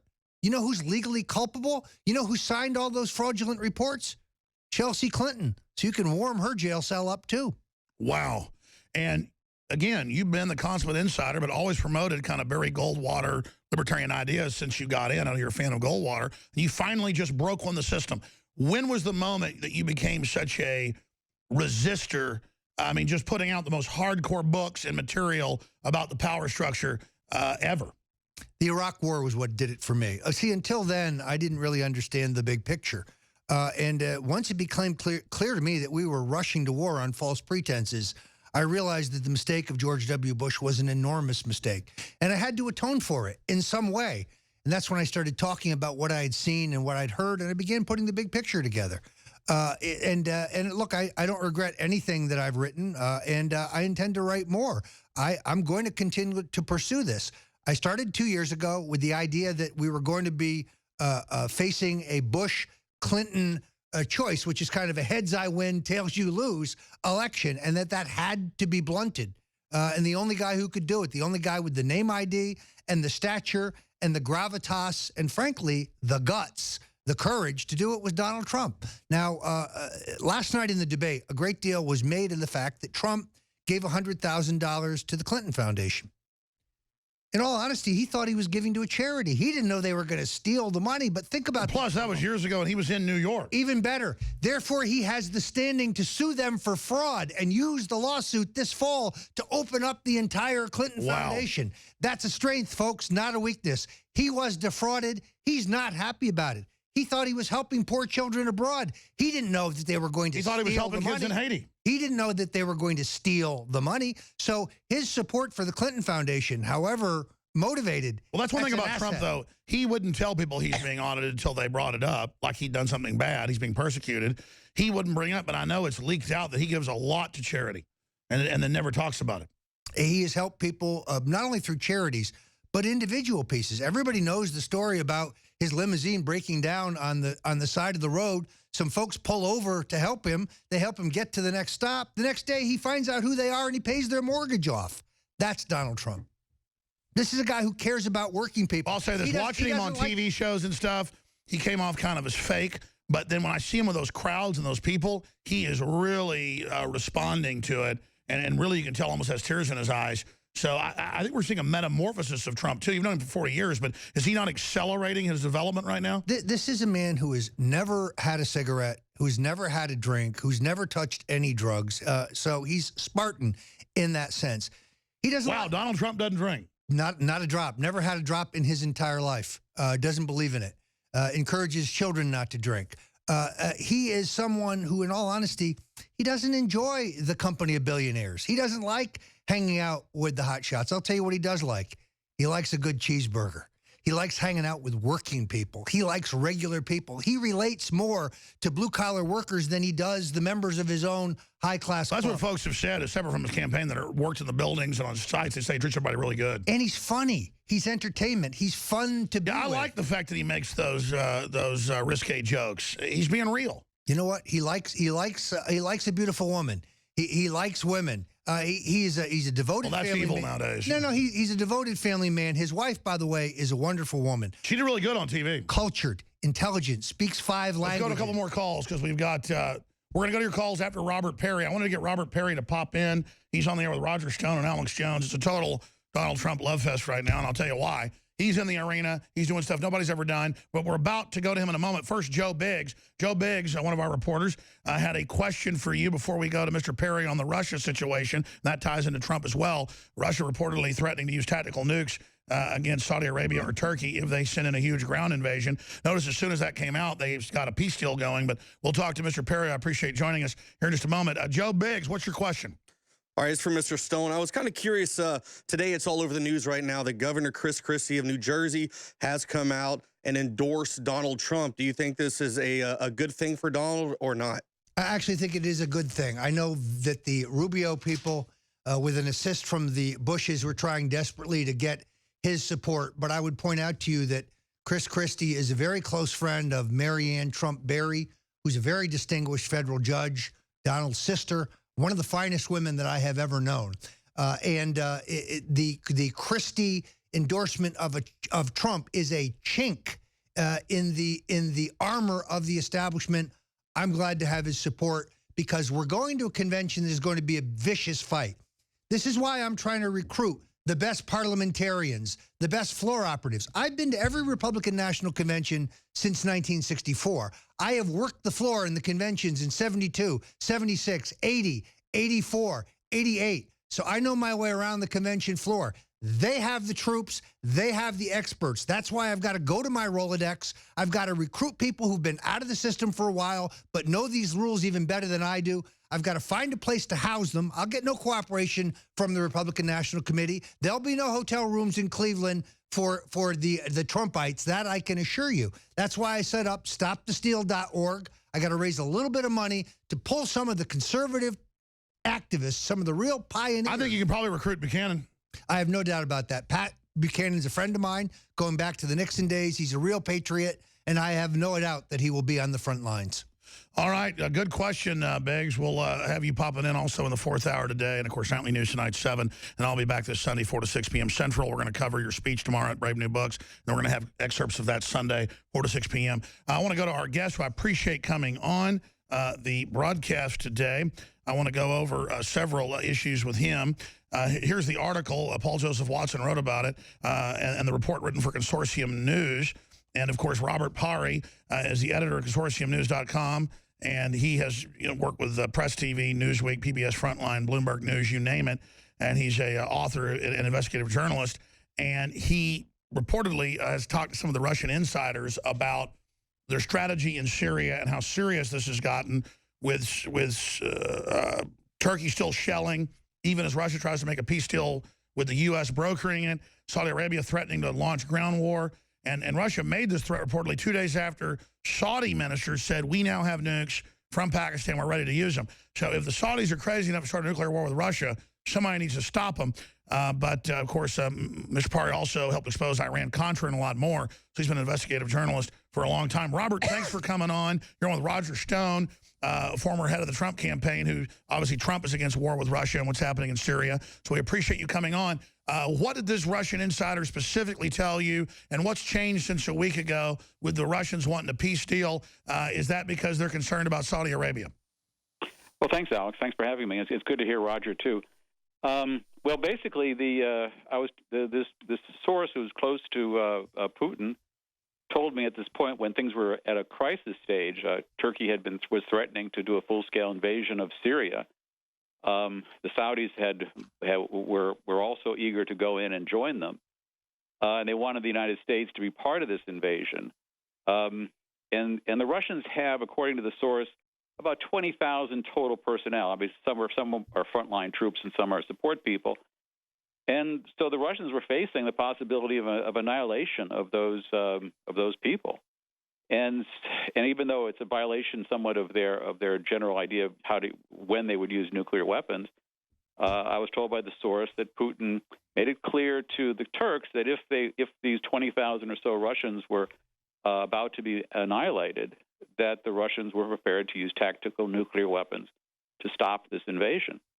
Now, shortly after that, President Obama apparently was persuasive enough with the Turks and the Saudis to at least calm them down. He didn't flatly forbid them from invading, I was told, but he made it clear the United States would not join them, and that really created some space for Secretary of State Kerry and Foreign Minister Lavrov to hammer out this partial ceasefire that's supposed to go into effect tomorrow or over the weekend. Well, obviously, you've broken a lot of big stories over the years. You've got a lot of credibility. But right after you put this out, and we have the Saudis threatening to use nukes, which is unprecedented, admitting they have them, and all this, to then see suddenly a brokerage deal happening shows just how serious, how close to midnight we've gotten, and shows how dangerous this situation is. Russia with total sanctions now on Turkey, and Russia, more credibility to what you're saying, because the Saudis have already said it, is remember 888 when the West basically went into Georgia and went all the way up to South Ossetia and Abkhazia and killed all those Russian troops in that demilitarized zone at the UN base. The Russians came in with medium-range nukes and said we'll use them if NATO doesn't pull out, and NATO did. Dick Cheney blinked. So it shows the insane brinksmanship, and Obama, to a great extent, is being advised by the neocons, and these people are insane, and none of them have been in the military. And it's our military that continues. And I've had Colonel Schaefer on years before Cy Hirsch came on and said, General Dempsey told Obama 3 years ago, you're not sending ground troops in and we're not bombing for al-Qaeda. So again, there's this not mutiny because we have a globalist mutiny over America. We have the military never before in U.S. history at this level actually holding back the neocons. I want you to comment on that, Robert Parry of consortiumnews.com. But first, Mr. Stone, your take on what I just said. Well, first of all, let me say I followed Robert's career for many years, and I'm a big fan of the incredibly seminal work you did on Iran-Contra, really first rate. And I'm delighted to be with you today. I think that if you look at all these foreign countries, many of them fear the rise of Trump because now you finally have a world leader who is unbought and unbossed, whose only responsibility would be to the American people. And who doesn't want nuclear war? And who does not want nuclear war. Even last night, his comments about the Middle East shows that he is dedicated to peace. Donald Trump understands that the only people who benefit from war are the munitions manufacturers. So I think— And the munitions are too big now. We have to stop that business. The political class is petrified about an American president who puts America first, and whose a fundamental a principle of foreign policy would be simple. Is it in the interests of the United States? Absolutely. Mr. Parry? In that sense, as Roger points out, Trump is really sort of a realist, and realists have become an endangered species in Washington, where the neoconservatives and the liberal interventionist sidekicks that they have essentially taken over the establishment on foreign policy. And so the old realists who did exactly as Roger said, they always weighed American interests against getting involved. And this goes back really to the beginning of the country when Washington and Adams and Jefferson said, avoid foreign entanglements. That's right. And John Quincy Adams said it's not our job to go search for the world for monsters. That's sort of been lost. Yeah, we now do the opposite of that. That's all we do. Yeah, and make no mistake. People. And I think to pick up on Roger's point, that there is now an hysteria going on. If you read the Washington Post, which is now dominated by neoconservative writers, their op-ed pages, their editorial page and op-ed pages are pretty heavily neoconservative. There are a few token liberals here or there, but mostly neoconservatives. And so you have this hysteria going on that what will Trump do? And I think they are afraid that he will shatter the establishment as we've seen it for a number of years now, and possibly bring back some of this more pragmatic thinking about American foreign policy. And that really scares them. A lot of libertarians, a lot of real liberals, a lot of professors, even Code Pink is liking him now, because who wants nuclear war? Rogers? No, you make a very good point. Look, the Washington Post is literally the single worst newspaper in the United States. The infiltration of the Washington Post by the Central Intelligence Agency, naval intelligence, goes back to the 60s. I have a 5,000-word monograph coming shortly on Bob Woodward, which completely exposes him as the fraud and the liar that he is. You'll be able to buy that at Amazon.com in about 2 weeks. I put a lot of work into this, but people need to realize that nothing Bob Woodward reports is the truth. Total operative. Literally nothing. Who commands him today, though? We know it was naval intelligence and CIA to take down Nixon, but because they wanted to cover up the Kennedy thing. Who runs it now? I think today he does it for the money, to be all honesty. I think he's in it for the money. But this guy has a very, very tenuous relationship with the truth, and he needs to be completely unmasked. This is a guy who claimed that he snuck into Bill Casey's hotel room, and then Bill Casey, the former CIA director, confessed everything about Iran-Contra. I knew Bill Casey. I know his wife, Bernadette. I know his children. I know his daughter. At that point, Bill Casey could no longer speak. It's a lie. It's a complete lie. Wow. I tell you, this is just epic radio today. Mr. Parry, I want to apologize, too, today that I kind of cut your time short. I really appreciate you joining us. Can I get you back on for a full 30 minutes or an hour next week? Sure, Alex. I'll be around. Well, you just do a great job at Consortium News. Everybody needs to visit it, consortiumnews.com. I'm going to put you on the phone with Nico and set you up for a full 30 minutes or hour, whatever you'd like to do next week. Thank you so much, sir. Thank you. Yeah, he breaks really big news. And, of course, thank God we didn't have nuclear war last week. But it's just these neocons will kill us all if we let them continue to control things. And they run the Democrats as well to a great extent. We're going to come back with 2 segments with Roger Stone. And I promise go to your phone calls. Sean, you're up next. Doug, Kristen, Chris, Tommy, stay with us. Please repeat that. Roger Stone's our guest. David Knight's coming up. I don't want to exhaust this guy, but I may take him right into the 3rd hour. With David Knight. I know David's got some questions. We'll have you out here about 15 after, and we can eat that good German Texas barbecue we got back there waiting right now. German recipes, but cooked over there at Vic's by great Mexican folks. It is about as good as it gets, so I'm going to be, there's a plug for Vic's. But we're going to be going 15 minutes to the next hour, and I want to go to your calls. I appreciate you holding. You were making a wonderful, wonderful point of hypocrisy when I was talking about how we have the #1 story on the internet, according to Google Analytics, for a day with the New York Times writer calls for assassination of Trump. And then you pointed out something about that guy I forgot about. Well, there's this fellow named Wilson who is a faux political consultant out of Tallahassee, Florida. This guy goes on Twitter and he calls for someone to put a bullet in Donald Trump. He also accuses, on Twitter, he accuses my friend Ann Coulter of having anal sex with Donald Trump. He's still on CNN. But I've been banned because what I said about Ana Navarro, as dumb as dog poo, dumber, is offensive. That's offensive. Just goes to show you the double standard there. CNN had 3 guests on there, Buzz Bissinger, Piers Morgan, and the ambassador's daughter, whatever that girl's name is, saying, let's kill Alex. Let's dress up in uniforms. He needs to be murdered. Let's kill him. And it's all cute and funny. What is their problem? If I said that, I'd be arrested. This is Soviet-style censorship. They fear what we know. They fear what we have to say. They fear the fact that they can no longer contain the truth about the Clintons and their various crimes. They can no longer contain the truth about the Bushes and how the Bushes and the Clintons are in it together. And don't they get that Trump is a manifestation, a focal point of the anger? It's not going away. They ought to just run up the white flag and run to a foreign country immediately. Look, there's 2 people I want to thank. First of all, I want to thank the Pope from the bottom of my heart. He really helped propel Donald Trump and now Vicente Fox? To a massive victory. And then Vicente Fox, he and his brother have been heavily involved in the drug trade, but I want to thank him also because all they're helping do is make Americans realize that only Trump, the guy they're viciously that we're run by a bunch of foreigners, that we're chumps. Yep. We're being colonialized by every crook and scumbag out there. Yep. Well said. Wow. Let's go to Sean in Florida. You're on the air along this same line. Go ahead.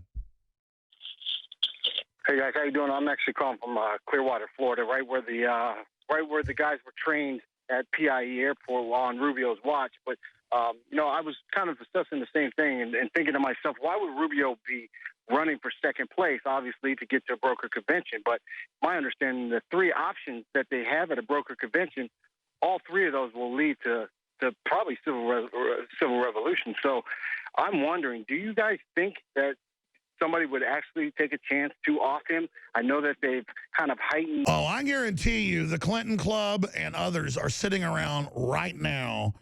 By the way, Trump came out and questioned Scalia. Now he learns the secret society. I guarantee you they are thinking about how to get away with it. Mr. Stone? Well, I've been encouraged not to talk about Trump's security. He has very, very good people around him. Believe me, he doesn't completely trust just there's protection of the Secret Service. He has his own security detail, and they're the very best. But Trump is a courageous man. He's a bold guy. He knows that this is dangerous. He knows he's taking his life in his hands. He loves his country. He's ready to do something about it. Here, of course, is the real point. If they wrenched the nomination from Trump through some phony brokered convention, and they managed to deliver the nomination to a Marco Rubio, who really is just carrying the Bush agenda in a more attractive package, or they delivered it to Mitt Romney, of course they would destroy the value of the Republican nomination. Of course they would lose the general election, but that's perfectly all right with them because the Republican establishment would be more comfortable with a Hillary Clinton presidency than they would be with the That's Donald why we've Trump heard that reform from Glenn presidency. Beck, that mental patient. I'm sorry. That's why we've heard it from Glenn Beck. That's why we've heard it from Karl Rove. We've heard it from all of them that Hillary's better. These people are traitors. There's no question about it. By the way, what's wrong? I don't want to bash him, but what is wrong with Glenn Beck? I mean, he literally sounds like a Fruit Loop these days. He seems to be in the enthrall of Ted Cruz, and Ted Cruz is, of course, a globalist. His wife's a member of the Council on Foreign Relations. Stay there, sir. Back in 70 seconds with Doug, Kristen, Chris, Tommy, and others. And then I'm just going to keep this guy in here as long as I can. David Knight's coming up out of the other studio in the 4th hour, but we're going to let David get a few questions in. Stay with us. We got loaded phone lines here. I'm just going to folks in the order of how long they've been holding. We'll go to Tommy, then we'll go to Doug, and then Chris, and Cindy. David Knight's coming up here with us in the next segment. I'll ride shotgun until that segment ends, and we turn it over to him. And then there'll be nightly news tonight, 7 o'clock Central. Let's go ahead and talk to Tommy. Tommy in New York City, or New York, somewhere in New York State. You're on the air. Go ahead. Yeah, New York. How you doing today, Alex? I just wanted to tell you, you and your crew are smashing things here the past few weeks. And to Roger Stone, thank God you are who you are. I had one question and two really, really vital suggestions as far as Trump with the campaign. Sure. The question for Mr. Stone is this. When are we going to see a full unveiling as what would help appease the Cheshire Staff Sergeant Biggs? When are we going to actually see the unveiling of Trump's financial plan for the economy, since it is the #1 issue regarding national security?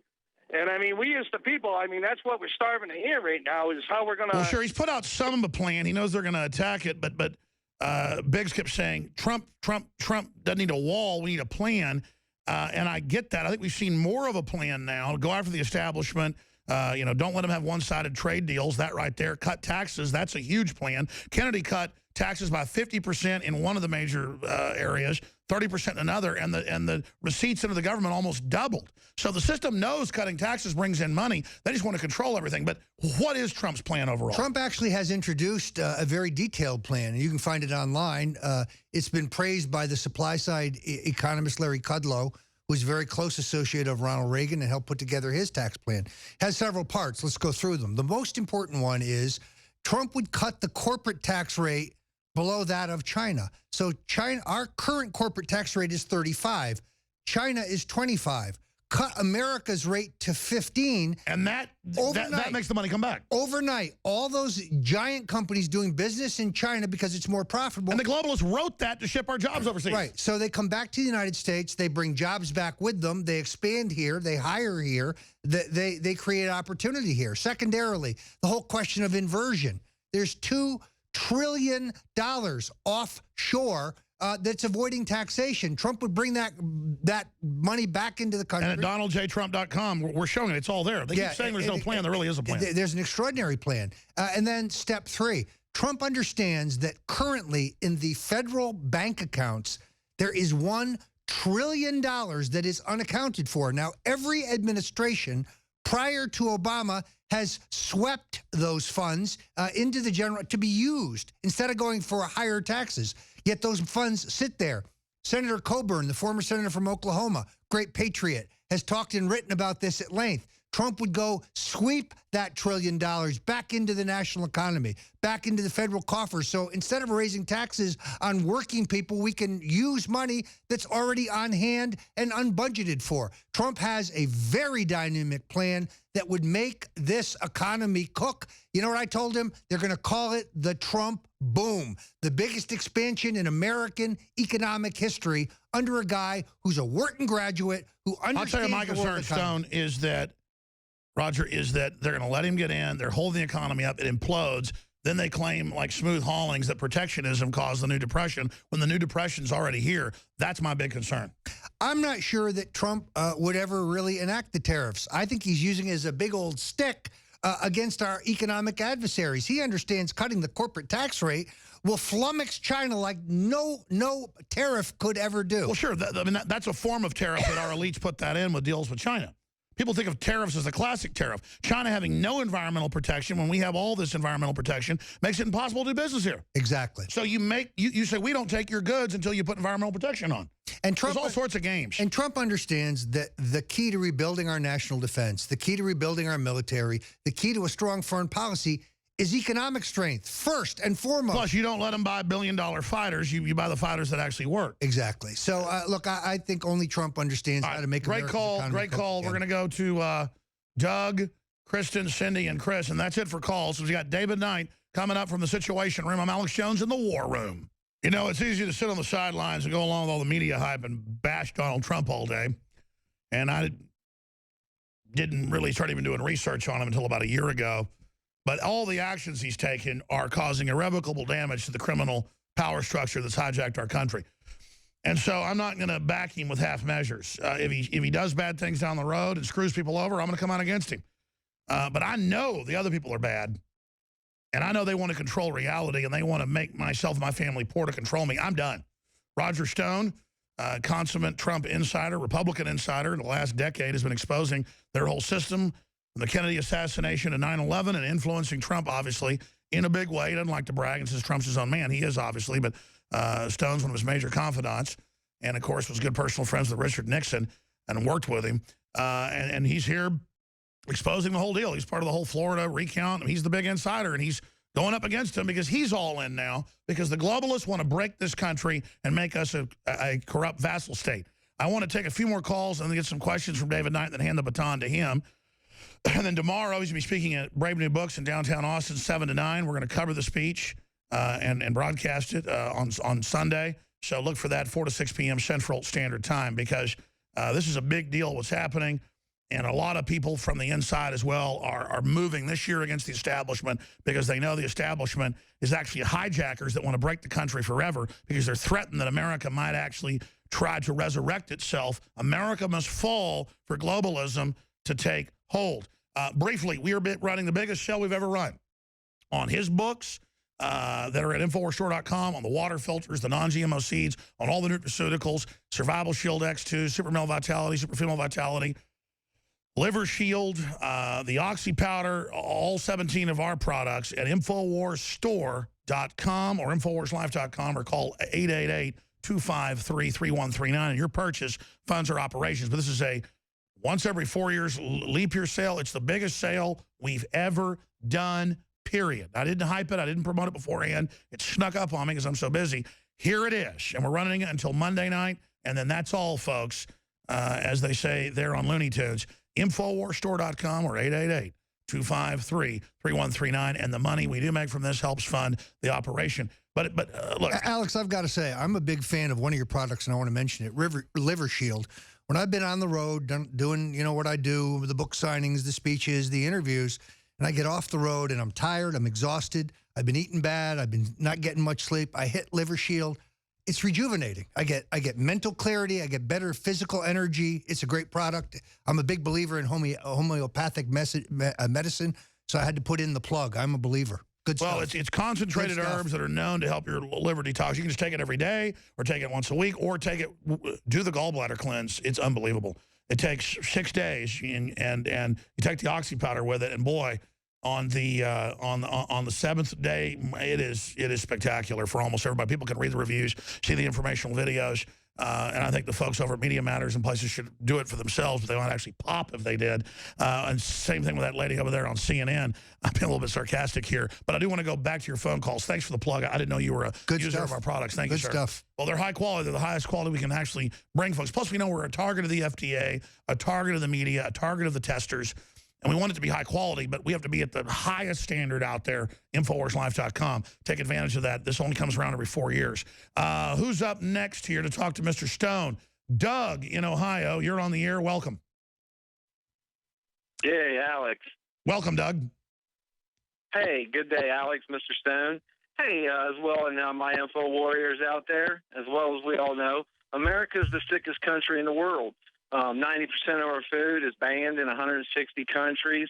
We have a DaVita dialysis on every corner like a McDonald's.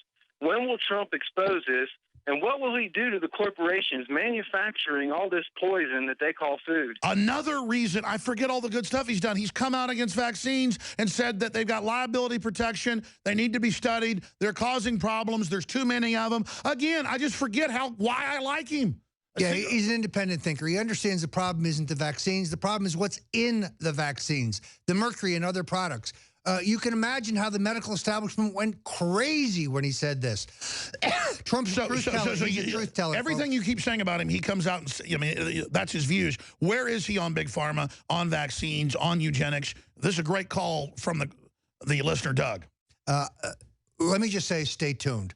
This is just the beginning of the campaign. Wait, we get into the general election. So he knows what he's doing. He rolls it out. Well, one thing at a time. When he talks about monetary policy. Is it going to be basically Ron Paul meets Alex Jones meets Roger Stone by the end? Well, we can only hope. Meets Donald Trump? No one puts words in Donald Trump's mouth. I am neither a formal nor an informal part of his campaign.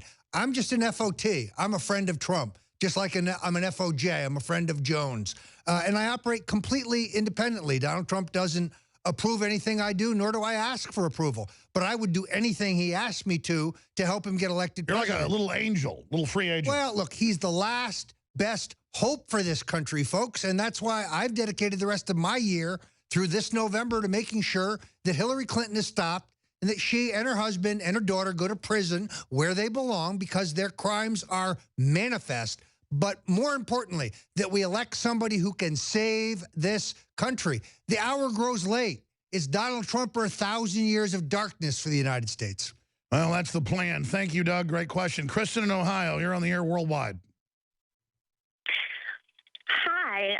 I had a couple questions, actually. My first one is, with all of the illegal immigration stuff that Donald Trump talks about, wouldn't it be smarter to put sanctions on the big companies that are actually hiring the illegal immigrants? Because that's why they're coming over.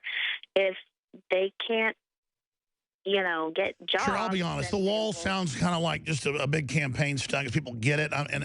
But I mean, isn't it go after the employers and then also, incentivize employers to hire Americans? Look, give Trump his due. He understands the labor market. He also understands how, in many cases, you can't find Americans to fill these jobs. That is just a fact. But he's a giant critic of our visa program, unlike Ted Cruz, unlike Marco Rubio. And I think you'd see a completely revamping of our current immigration system to one that makes sense.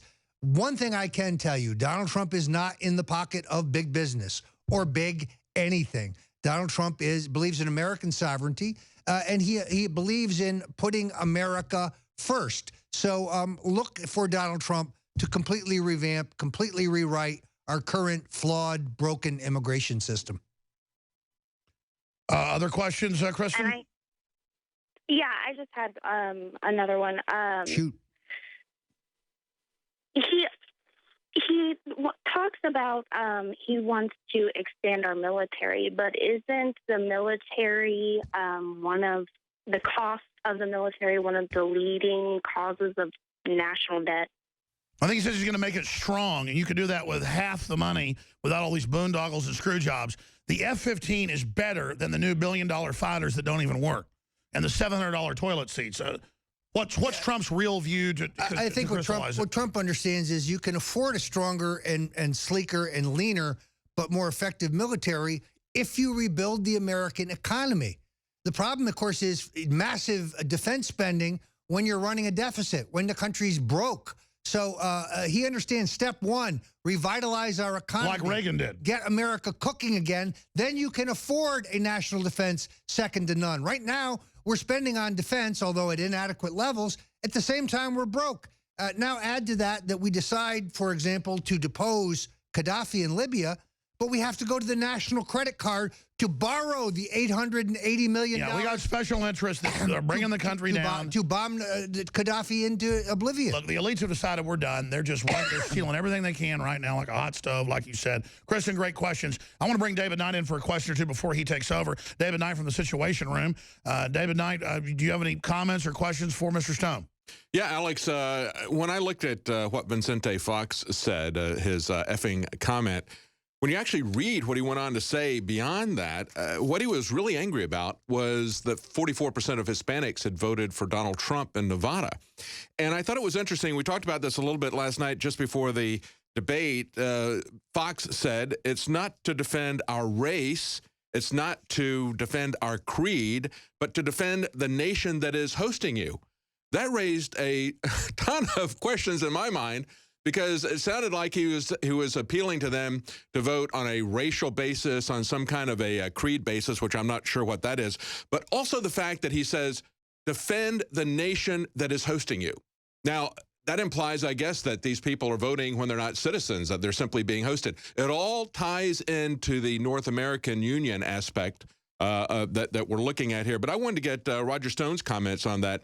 The idea that this former Mexican president is exactly. Doesn't this show the insane arrogance of the establishment that the Pope and the Chinese communist leaders and the Mexican former president, with all his brother, one of the biggest drug dealers out there on record, telling us what to do? No, Mexico would laugh at us if we did that. Yeah, I'm very familiar, of course, with the North American Union. As you know, Ted Cruz's wife, Heidi, has been a major progenitor of that. Skip the break. Through her membership at the Council on Foreign Relations. Look, here's be my message for Vicente Fox.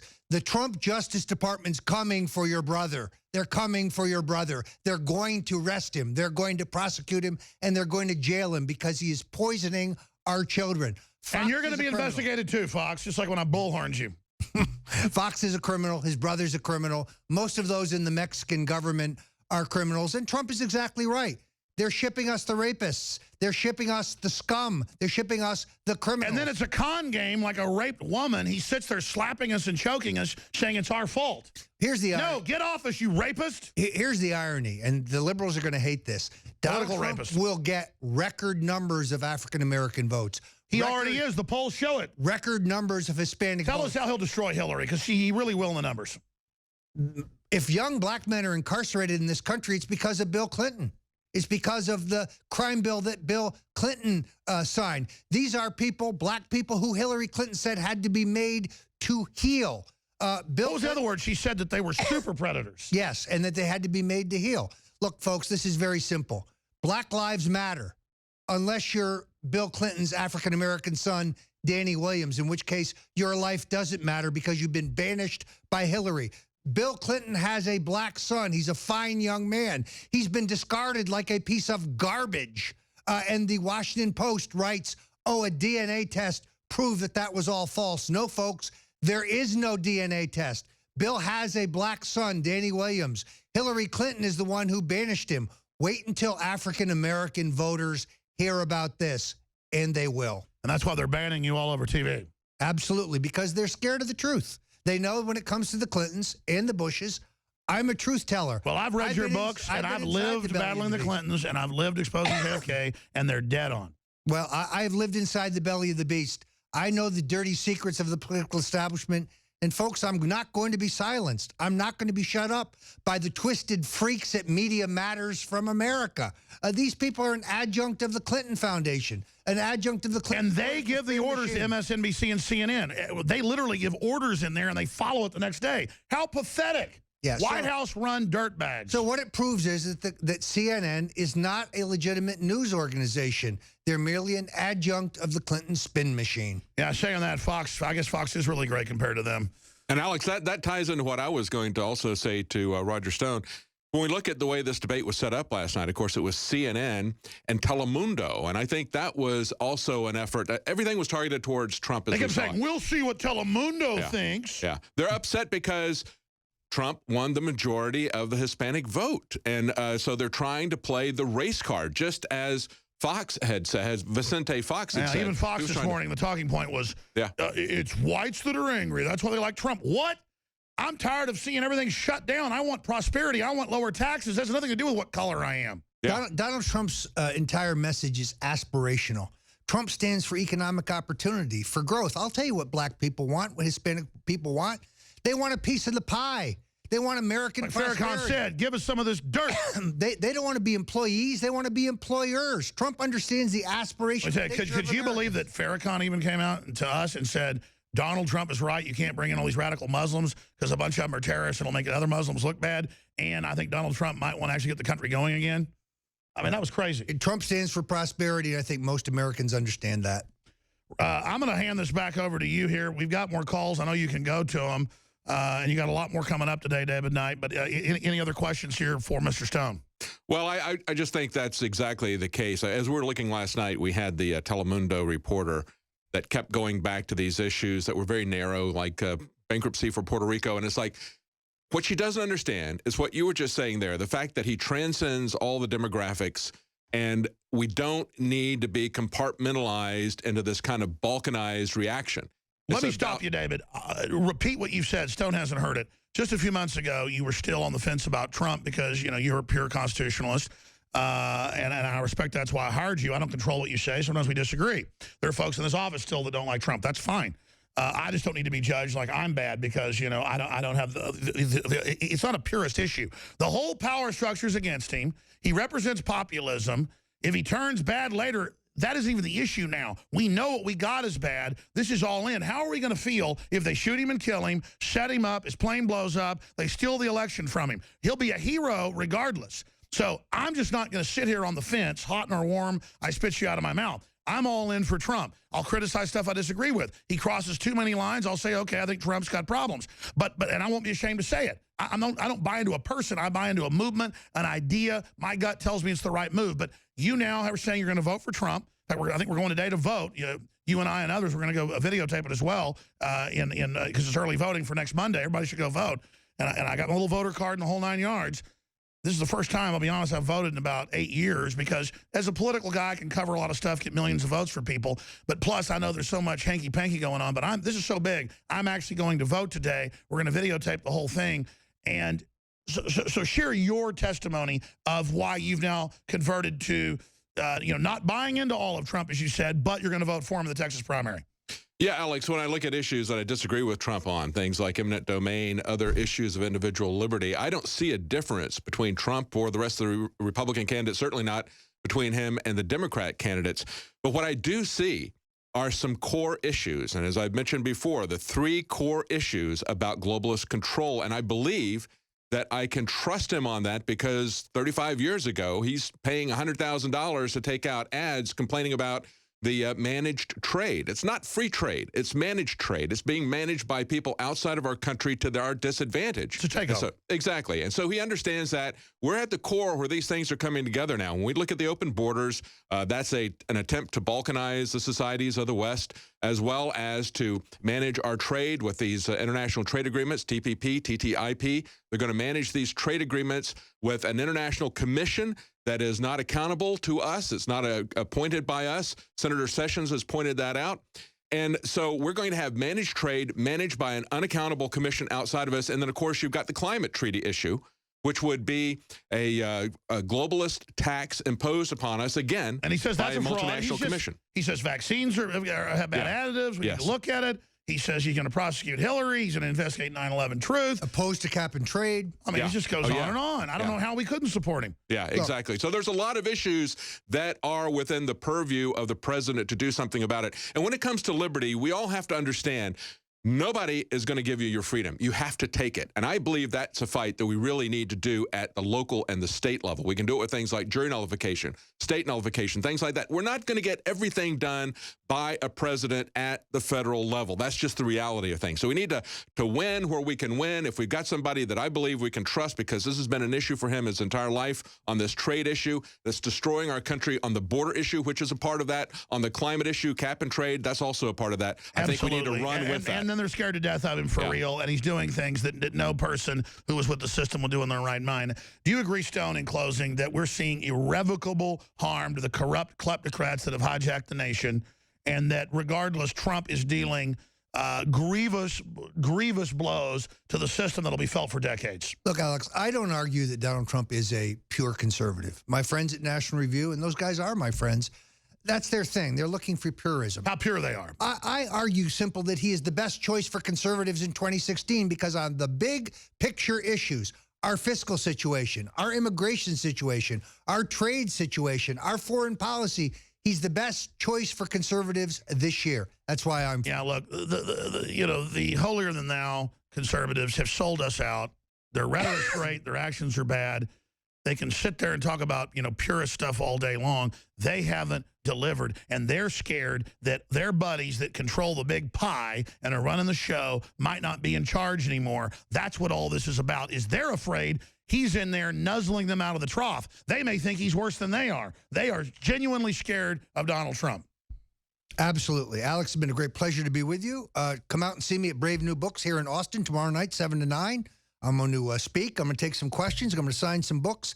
It's very exciting to do a grassroots thing like that, to see the real people come out. And it's extraordinary. People are hungry for the truth. They're ready for leadership. And I think more and more they recognize Donald Trump is the last best hope for this country. Well, he sure got the establishment having a heart attack. David, I'm going to hand the baton back to you. Got a lot of callers there. Thank you so much. A great job with the crew last night covering the final Republican debate before Super Tuesday. These are epic times to be alive to the viewers and listeners. Get involved now, whether it's local, international, whatever, your organic farming, right to self-defense, you name it. Now is the time to be involved. The future of our world's being shaped. Don't forget to support Infowars.com and our sponsors. And we're doing the biggest sale in our history, 30% off everything at InfoWarsStore.com. That's everything and free shipping. Totally unprecedented. It's the leap year sale. It's bigger than Black Friday, and it runs through next Monday. Thank you so much, Roger Stone. Alex, great to be here. David Knight, you're in charge. God bless you.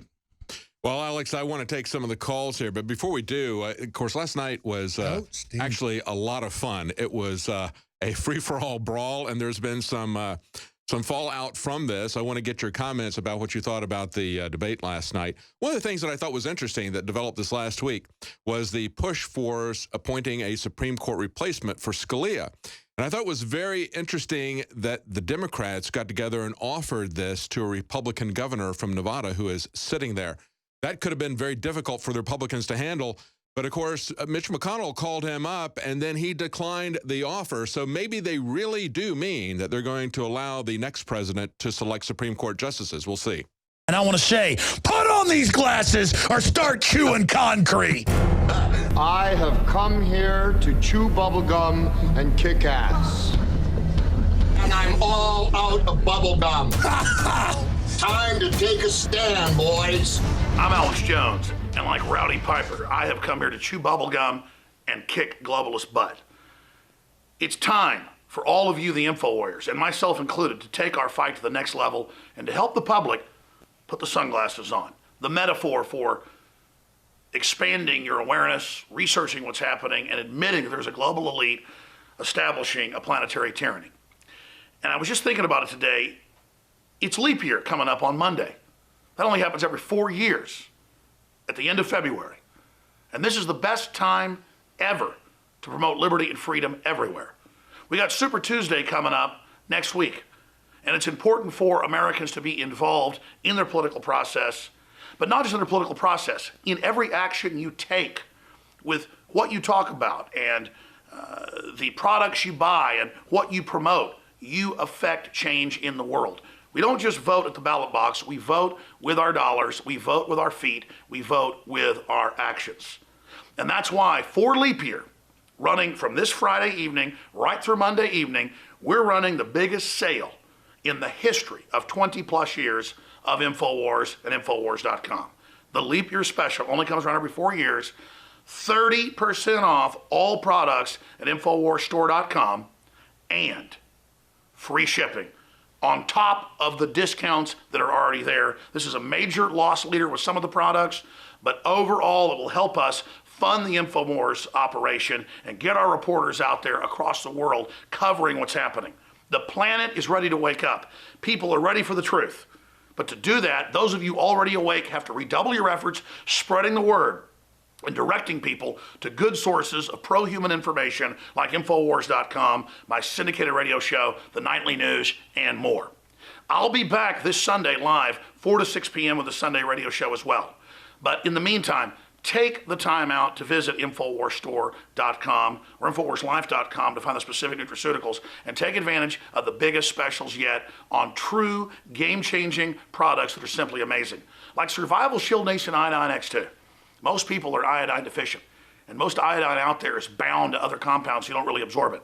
Our research shows this is the purest, strongest, most focused, good halogen ever. And what it does is simply amazing. Read the 5-star reviews at InfoWarsLife.com today and take advantage of the biggest sale ever in InfoWars history. And on top of that, I finally want to thank all of you that have spread the word about the broadcast and that have supported us and our sponsors and bought the products at InfoWarsStore.com. Because without you, none of this would have been possible. My pledge to you is that I will keep the sunglasses on, and this operation will be a sunglass factory in the metaphor or the allegory of they live, and that we will help humanity take the blinders off, come out of the cave, and defeat this globalist system that's being constructed. Now back to InfoWars Nightly News and more. I'm Alex Jones. take a stand, boys.